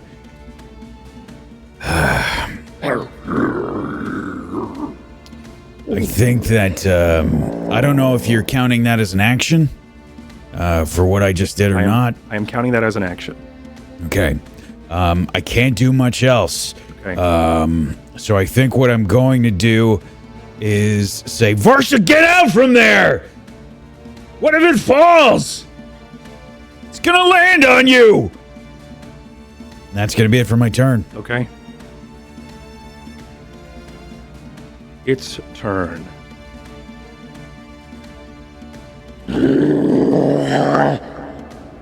It is going to then attack what was in front of it. It knows there's something there. It ran into it last round. It is going to attack this tree. I get opportunity of attack. Because it's not attacking me. And I'm within 5 feet of it. Okay. With advantage. Yeah. Uh-huh. One strike. 26. What's this thing? 26 hits. 13 damage. 13 damage. Can only do one thing, move or attack. Wow. Okay. 13 Yep. damage. Well done. Yep.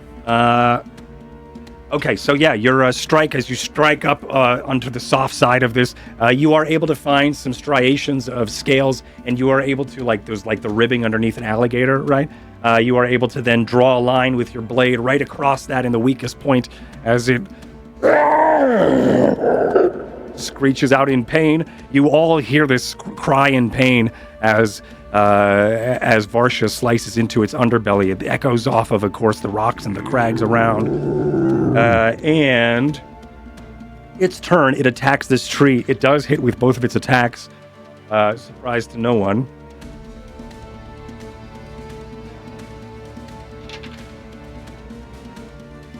Wow, okay.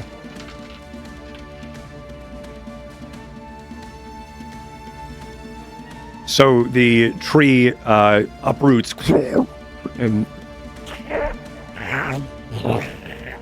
and you see the, unfortunately for you, Ty, your bird's eye view vision now is looking right up into the sky as this tree uproots and then is now sticking. I need you to make a dexterity saving throw, Jet, as this thing falls in your direction, as now this tree has been uprooted in that direction. Okay. Dexterity saving throw. Dexterity saving throw. 13. With a 13, you are able to just make it out as the tree starts to then uproot. You see the roots and branches on both sides now start to mimic one another as it falls into a horizontal position. A lot of the and sloshes of the branches and slosh into the mud at the floor of this bog, sinking, and they impale the mud, and that could only really remind you of what your grim fate could have been if you were not quick enough. As this tree falls right there. I'm going to find a token here in a second, but for the tree. But that is going to be its turn. It can't do anything else because of what Varsha had done. It is now Ty, your turn. Okay. I'm gonna do the same thing, I think, because I have no idea what else to do. Are they all running in?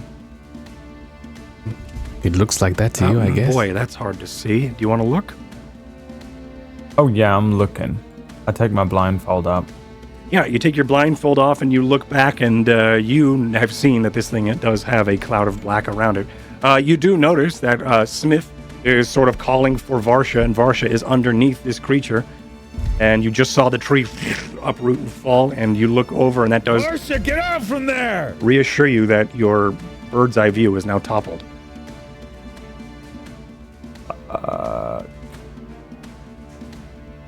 Okay, I run forward and I fire 2 arrows into where I think it is.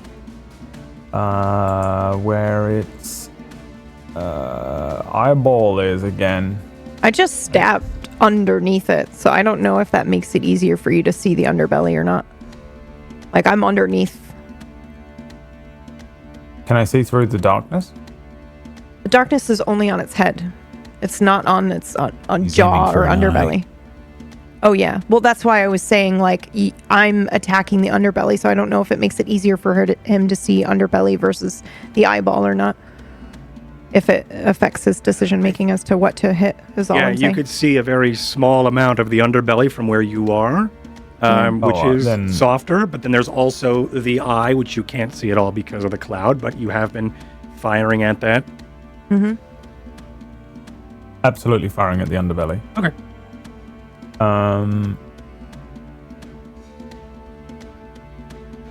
Yeah. I think from your angle, you go and you aim towards the cloud, you look and you see Varsha, and then you aim towards Varsha, but not at all towards Varsha, but in Varsha's direction toward the softer bits. It still has Fairy Fire on? It does. Yes. This is advantage. Yeah, it's licking, its flames are licking up from its calcified body. There's still suds that are foaming like acid all over it, and then it also has a cloud of blackness around its eyes as this thing is panicking. Sorry, point of order. Yeah. Fairy Fire has dissipated because the enhanced ability on Varsha is a concentration spell. Okay. Okay, thank you. Okay. Well, then this is still a 24 and a 20. Take an inspiration, Meyer. Remembering such cool Cool things. All right, what are you doing, Brad? 2 arrows towards the underbelly, a 24 and a 20. Do either of them hit?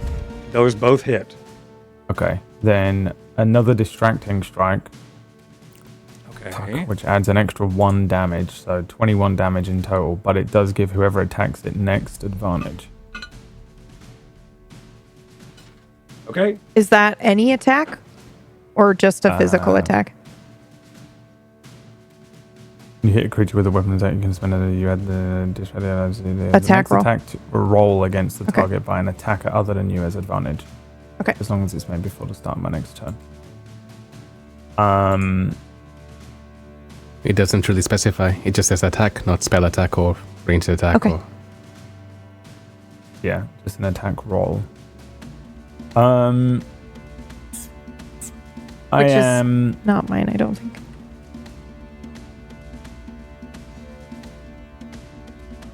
closing my eyes. I'm continuing to run forward. If Varsha's running in and wants to fucking do some cool shit, I'm running in and doing some cool shit. Okay. If she's melee attacking it, I'm melee attacking it. I'm not standing around firing arrows. Okay. You know, who am I, Jet? Get out of here, dude. I'm not standing all the way over there, dude. I literally am running in out of jealousy. Okay. I love it. Okay, anything else? No, that is the end of my turn. All right, Varsha, you are underneath the belly of this creature. I shout out, this is the last time I can control it like this, and I will cast Varsha's Pain again. DC 15. All right. This, I just got a, what am I making? I'm making an intelligence. Yeah.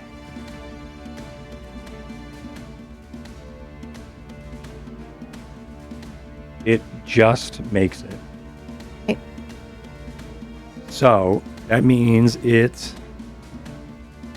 What does it do if I make it? Just don't do anything. On a successful save, the target takes half as much and suffers none of the spell's other effects. Okay, so I still take damage. I take 8. Yep. Okay, so a bolt of pain, psychic energy, shoots forward into the mind of this creature. Do I feel that I don't have that control over it to stop it from moving? I think. Or I is think it you more would. like I cast? Yeah. I think you would because it's psychic. So I mean, you need to have Yeah. a connection to create the. So I think you would know whether or not something is off about it. Okay, then I will let everyone know. Like I've lost control over it. I can't keep it still. And then I will.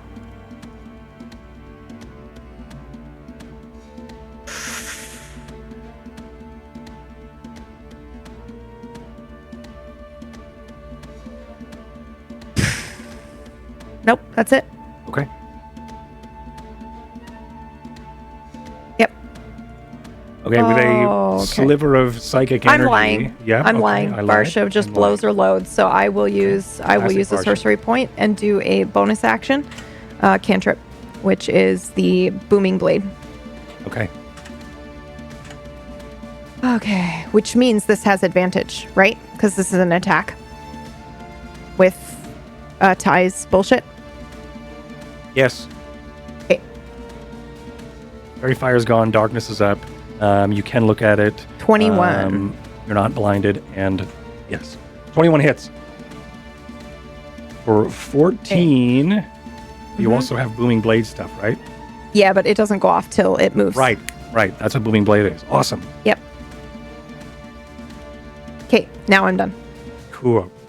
All right, yeah, so a sliver of psychic energy leaks into the creature's mind. You could hear it grunt in pain above you. You also see under its neck like a drumming of the loose skin of where this is creating a lot of the reverberations and sound from its gullet. You also see the undulating of its breath and its lungs as it's breathing right just above you. As it is just right there. Then you're able to, I think, as you draw your sword, it rings across maybe a stone in the ground, and it reverberates, and the winds in the air around the area start to then start to then empower your blade into a booming blade as you slice upward towards the creature. Yep, as you slice upward toward the creature, right across and creating a scar or a large cut, arcane cut across of its soft side. And you start to then see a violet as well as a green sparks of arcane energy start to spread and web across the wound you've just created, indicating a booming blade has been set. Anything else? That's it? Mm-hmm. Okay, Jet, it is now your turn. Okay. You just saw a large booming blade erupt from Varsha's blade. Okay. I'm going to attack it with a crossbow like some kind of jet. Okay. Joking. I'm going to use my level 1 spell slot again to try and use a Ray of Sickness on it. Yeah, all right. I will also say I can't control it, or I'm not controlling it. So if we're going to run, we should do it soon. Ray of Sickness hits as you're able to now look at it and launch your Ray of Sickness as it crinkles into reality, bringing with it necrotic energy, I believe, right? I think it's poison damage. Poison. Okay, yes, it is. Oh my god. Target takes 2d8. Mm-hmm. All right, hit me with that damage. Okay. Just click Ray of Sickness again in the box, and excuse me, that should be able to do it all. Nice. 7 points of sickness damage. And making a con save.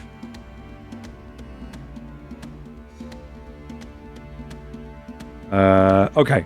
So you do see as the Ray of Sickness lances into the darkness, like I said, crinkling poison magic veins its way through the air, and then it gets lost in the darkness, unknowing whether it was an effective, if that was an effective hit or not. Anything else on your turn? Back to the tree is down. I still use the tree as cover somehow. Okay, sure. Yeah, you can just get into the gnarled branches above. Mm-hmm. If you like. Right, gnarly. Super gnarly. Okay. Smith, your turn. I'm gonna move the camera. Okay, now. Okay. I'm yelling for Varsha. She's not listening. No, I just said we could. I just said we could run. So it's up to you. Like, this is the last thing I can do. So if you want to go, we got to go now. Let's see. I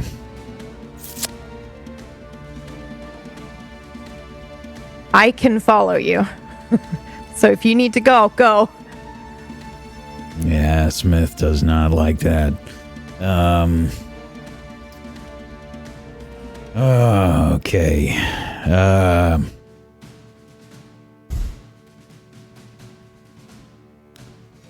What's he gonna do? He's gonna try and make sure Varsha gets out. I can get out. Just trust that I can do it. I hear you.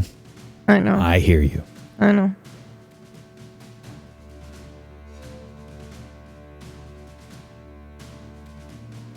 Yeah, I think I'm going to try and slow this thing down as best as I can.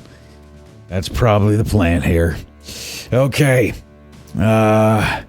I'm going to aim in the general direction I saw where this thing roughly was, of one of its legs, the closest one here.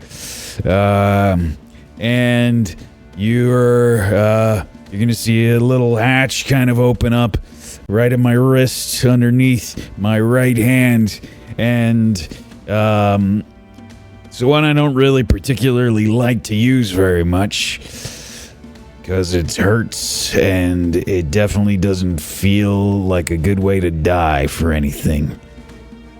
I know Jet doesn't like it too much, but I'm gonna use Tasha's Caustic Brew at level 2. Yes. Okay.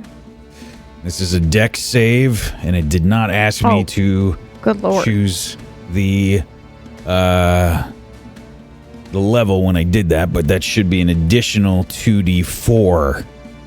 And this is a stream of acid that shoots out from underneath my wrist, and the creature in a line is covered in the acid for the duration, or until it uses an action to scrape or wash the acid off. It takes 2d4, but I'm doing it at level 2, so this is 4d4 acid damage at the start of each of its turns. Yes, okay. 4d4 damage. These it has initial damage? I don't remember. No, it's at the start of its turns. So it's covered its leg in acid. It just kind of coats its leg in this acid, and you can see like bubbles and smoke start to cascade upwards from its leg where the acid lands. Okay. Awesome. All right. So Tasha's caustic brew sprays forth from your armor. A stream of acid sprays forward, much like a super soaker, but it is full of just the worst. Okay, and, awesome. It takes I think, a bunch of damage. Yeah, I think I'm gonna yell, "Get out of there! We need to fight it from range!" Okay. And then I'm probably not gonna move my full movement, but I'll start to back away a little bit. Okay. I'd say about there. I imagine since I'm like looking down, I'm not moving as much as I can. That's it. Okay. Its turn.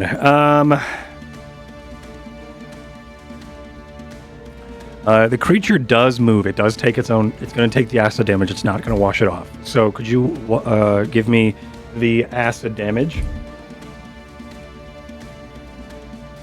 I'll just roll another d4 because I did the. It takes 14 thunder damage as well. Yes, it does. Because of. All right, cool. So it takes 14, and then also 13 from me. Owie! All right. Isn't it 44 whack? The 5 from up above is the first 2d4. Okay. So again, it was 24, and what were the numbers again? The damage? 14 and 13, so 27 total. 27 total. Thank you.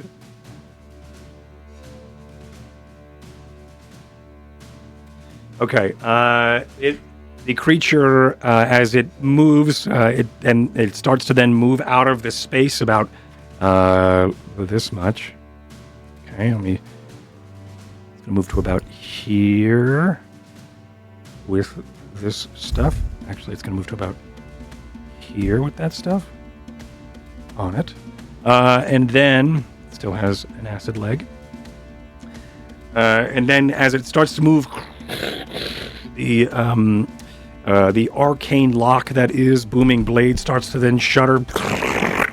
And you hear as the crackling of arcane energy that has started to web around the wound then bursts in a small explosion, doing a whole bunch of damage that we saw. The 14 thunder as it crackles into existence, but also as it continues to move, steaming from, and you see this, Varsha, I think out of everybody, and you probably smell it before you see it, is the corrosion of some of the spines and the minerals that are on its calcified hide as it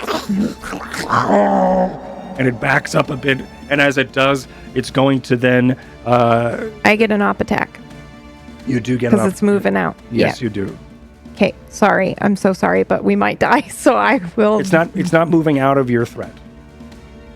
Oh, okay. It looked like it was on the map. So. Yeah, it's adjusting. Okay. But it's not moving out of it. If you have that, what gave you an opportunity attack last time? It was targeting something else? Yeah, it targets anything other than me. Got it. Okay. So what it is going to do now that it is here, it has a 10-foot reach with its tail. So it's going to spin in place and tail whip you, Varsha. Okay. As it rotates With disadvantage since can't see her. Yep, it does have disadvantage on its attack rolls. It does, yeah. Is it poisoned? Do we know? It Because is poisoned. You poisoned it, right? right. Yeah, it is poisoned. Double disadvantage. It has the double disad. It's gonna spin, and I need to do one of these as it just rotates in place. Let me just do the whole thing, okay? Can I? Where is it?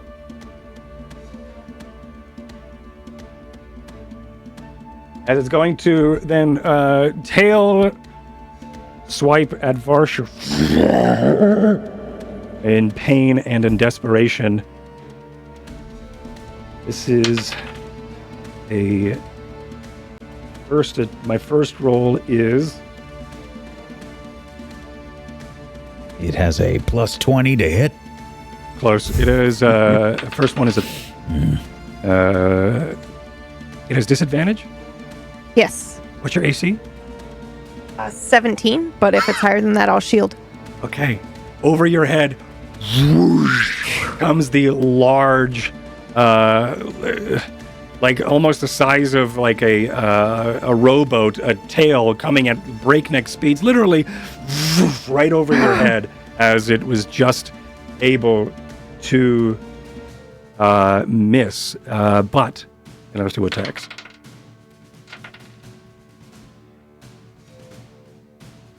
You have a 17. What is your when you shield? What is that?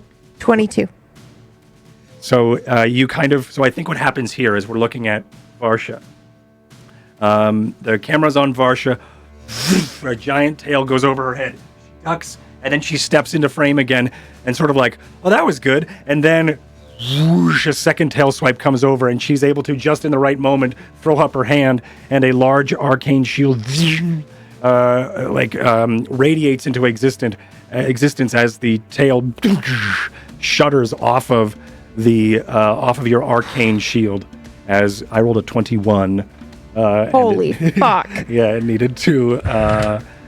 Yeah. So you're able to stop this thing in its reaction as this tail then stops right on your arcane shield. That was badass. Ty, it is your turn. Holy fuck, that was cool. All right, it's your turn, Ty.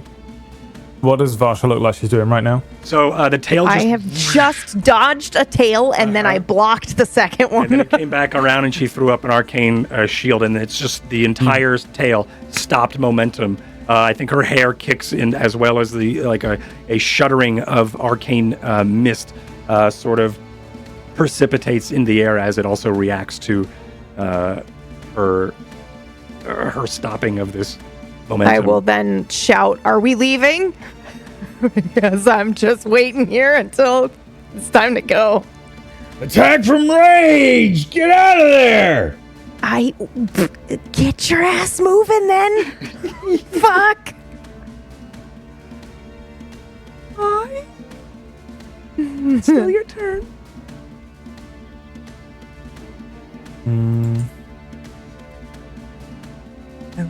Problem with attacking from range is I can't. Right. That is... Yeah, I mean I can, but it That just is a has problem. these like couple Yeah. of weak spots. I'm useless if we are attacking only from range. So, You're not useless. oh, thank you. Well, I You're- feel like I did my part. I And- gave and us you're- a couple rounds where And it you're couldn't do tanking anything. it right now. So, Yeah, I'm trying to. Yeah, Uh-huh. trying to. Just trying to buy us time. Use it wisely instead of investigating. Wait for 5 Sunders to Smith. stack and then start your DPS. More dots? More dots, please. It is coated in acid, all right. It's not doing great. Yeah. That actually will do so much. So I'm very excited about it. Yeah. Still Ty's turn. Ty BB, help me.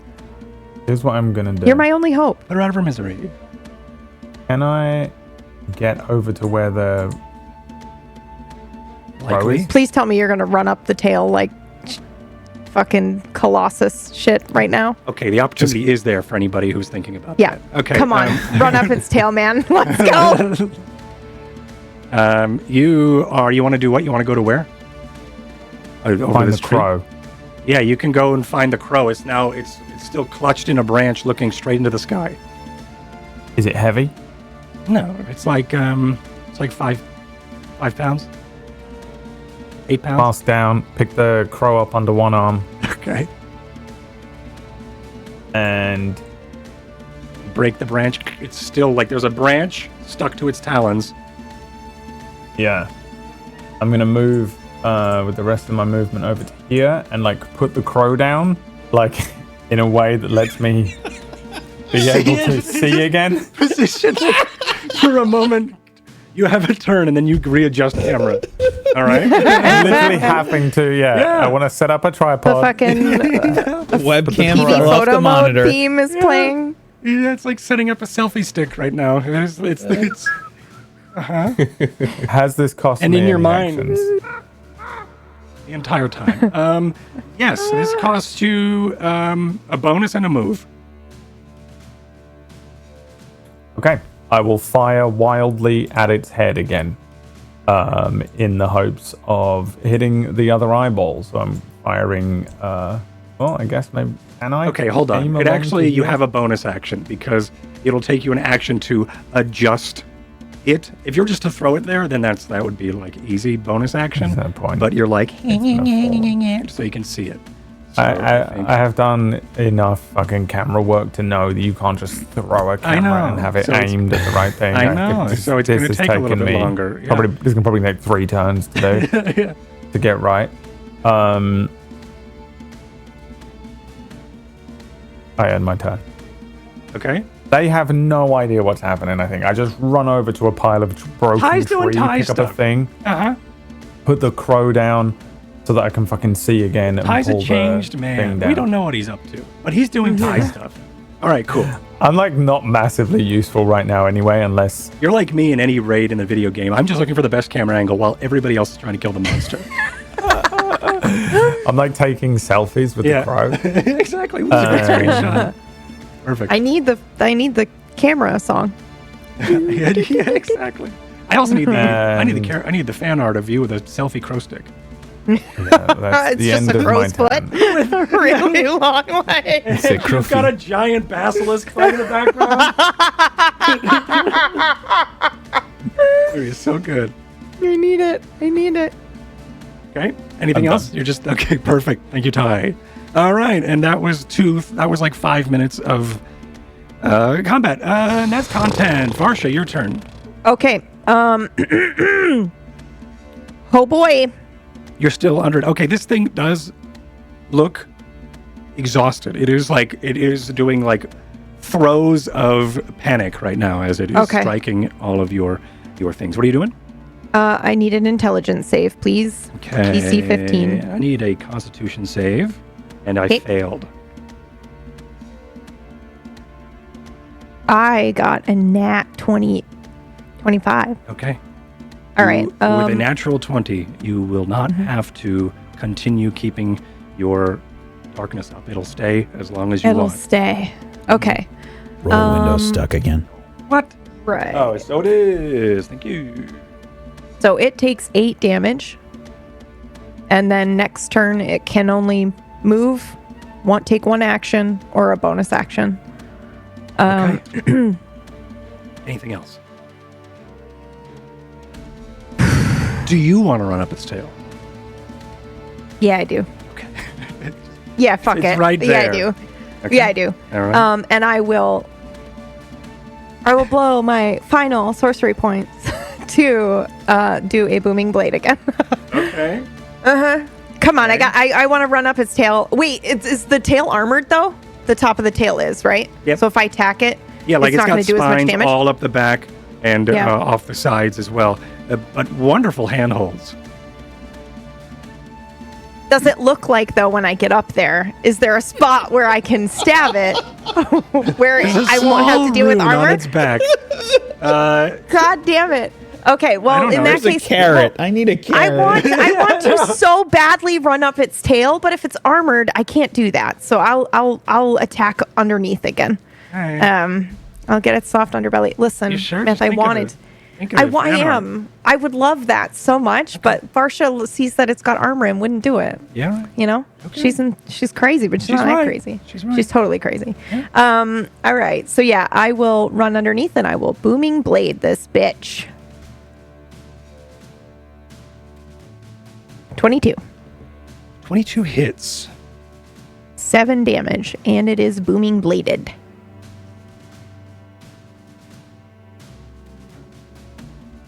Okay, so 7 damage, booming blade. It is- And then I will actually move as well. Okay. Ooh, do I do that now? No, I do not. I'm lying. I do not do that. Okay. So this is what happens. What the fuck, Cord? At this moment, we just saw Varsha duck underneath a large gargantuan tail, and then she stands up and blocks it again. We also still, from that same camera angle, we see her take a moment and exploit a weakness. While this tail is here, she has all of this underbelly and soft tissue that she can use, and she takes out the blade, and once again she strikes it off of a rock or a nearby tree. The reverberations start to react with the arcane wind, creating booming blade as she swipes across the underside of the tail. As you do, more blood of this creature starts to then pour out from the wound itself.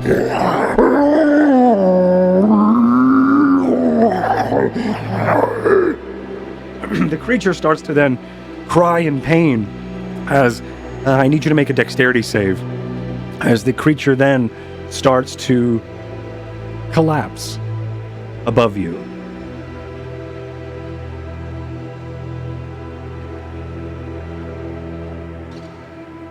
Should have run up the tail.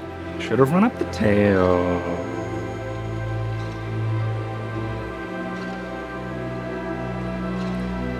Oh no.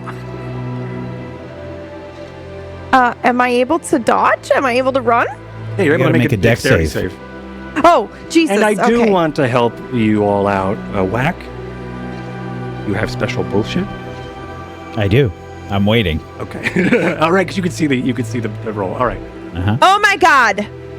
I am casting something for the first time. okay. It's a Oh wait, no, I can't because it's not a reaction, it's a bonus action. Okay. God damn it. It's a move from Ty. Okay. And I haven't used it yet. Okay. Oh boy. 18. Oh. I will use a flash of genius just in case. Okay.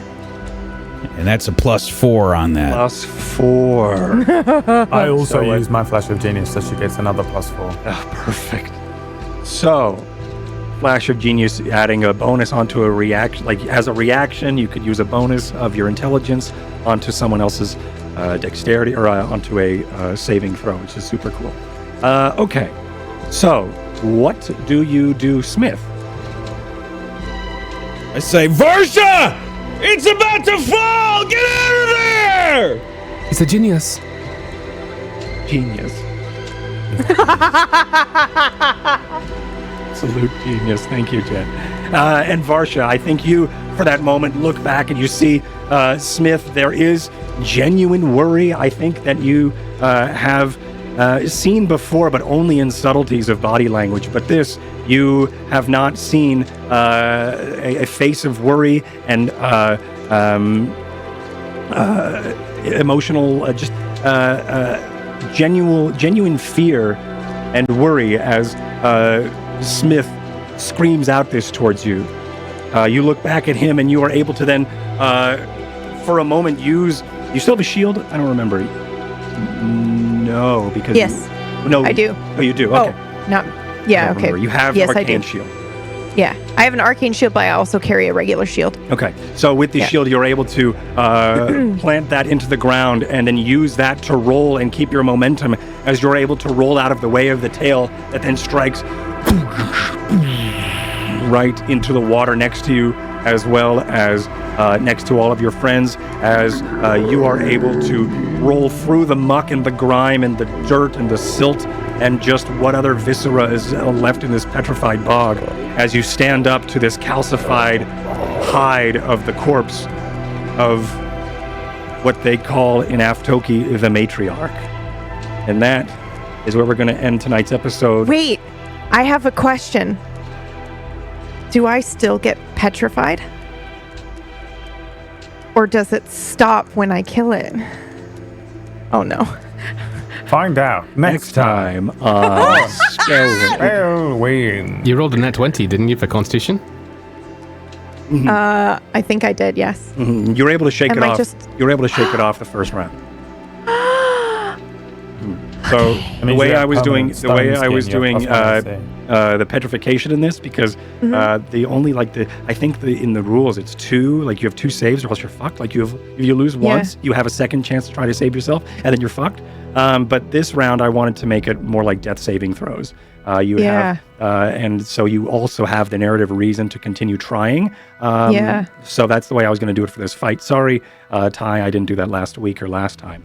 But that's how I was going to do it this time. So you shrugged it off in the beginning, and then it was just enough for you all to control the creature to then do what it is that you did. Well done, everyone. I knew you'd make it. I knew you'd all get through it. It was just a terrifying, and my mic is dying. Cool. It's just a I terrifying. have this horrible feeling we've still got to fight 60 babies. Yeah, Well, I am useless now. Something for next week. He blew wouldn't worry too everything. I'm gonna nuke the living shit. Never mind.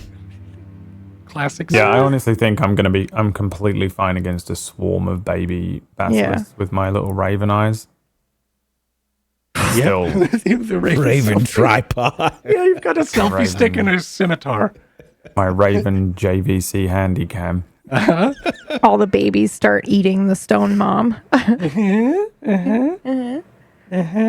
So, thank you, everybody. That was awesome. We're going to go around. Amazing. Thank you for joining us for whatever episode this is. What episode is this? Anybody know off the top of their heads? 109. 109, episode 109 of Spellwind. It's been a while. A rock and a hard place. I don't know if we've already used that or not. That's what we're calling it. Okay, perfect. And a Brad and a hard place. Anyway, don't use that one. Use take one. My name is Mythomatic. We're going to go around and we are going to talk about ourselves, tell us where you can find us for all the things that we do.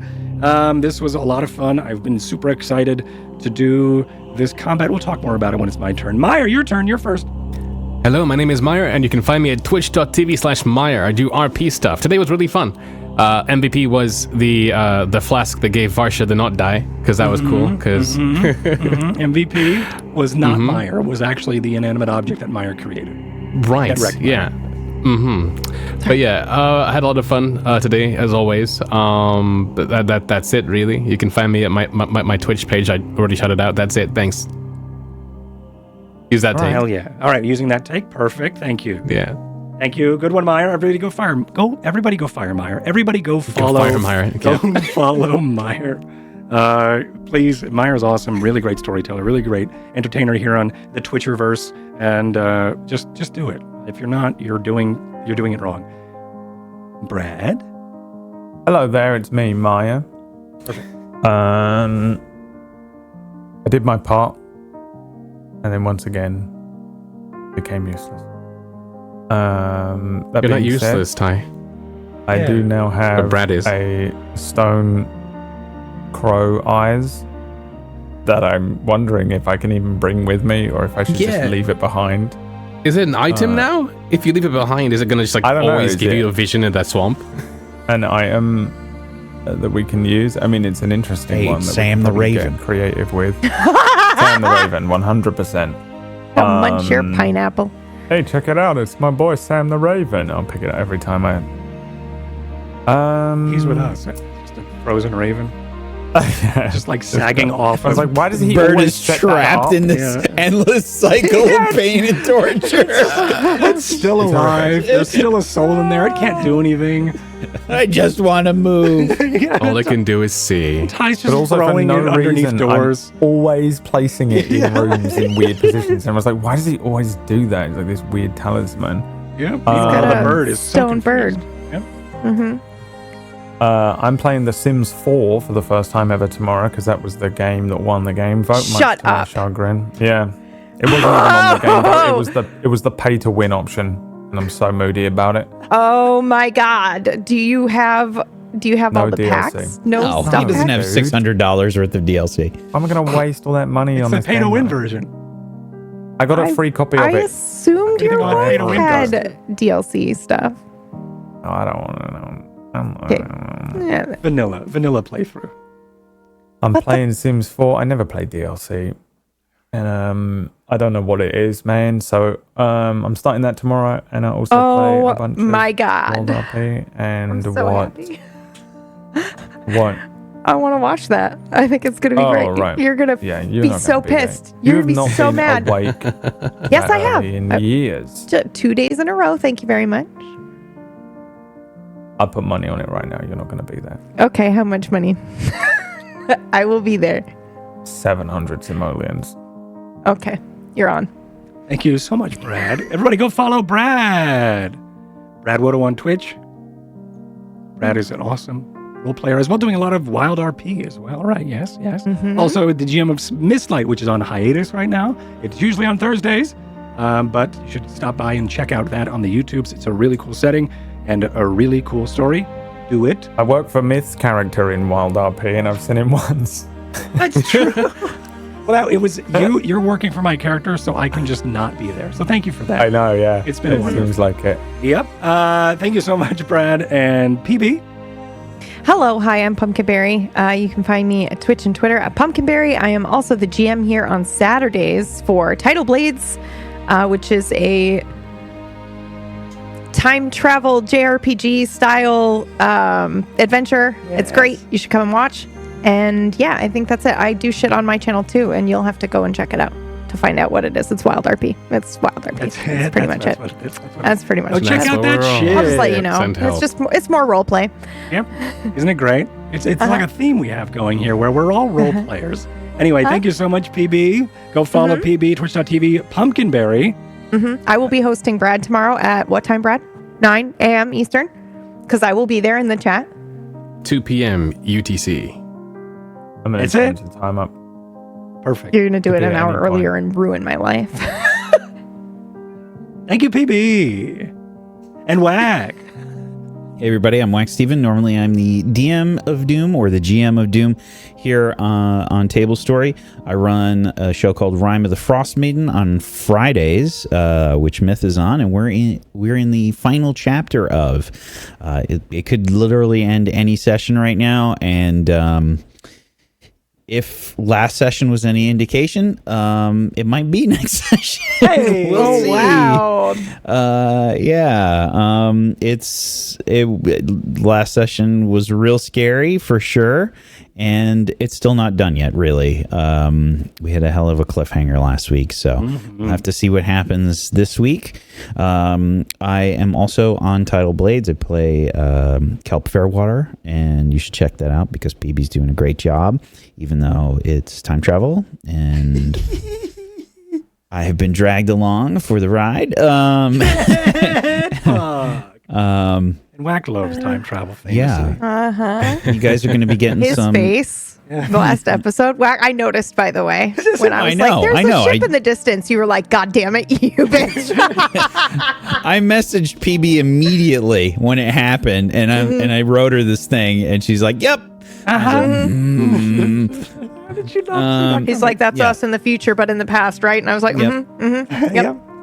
Sorry. I love it. We're going to be getting some info for Witchcraft and Wizardry soon, so stay tuned. There is stuff happening there. And I'm also designing a TTRPG on my channel, where I'm designing an isekai / reverse isekai / apocalypse kind of TTRPG from scratch. And it's been going on for over a year, and people have gotten to see the process and the craziness behind my brain. And it's getting really, really close to a friend playtest. I've got a whole lot of work done and a lot more to come, so come check that out. It's been a great process. Hell yeah. And thank you, Myth, for another great session.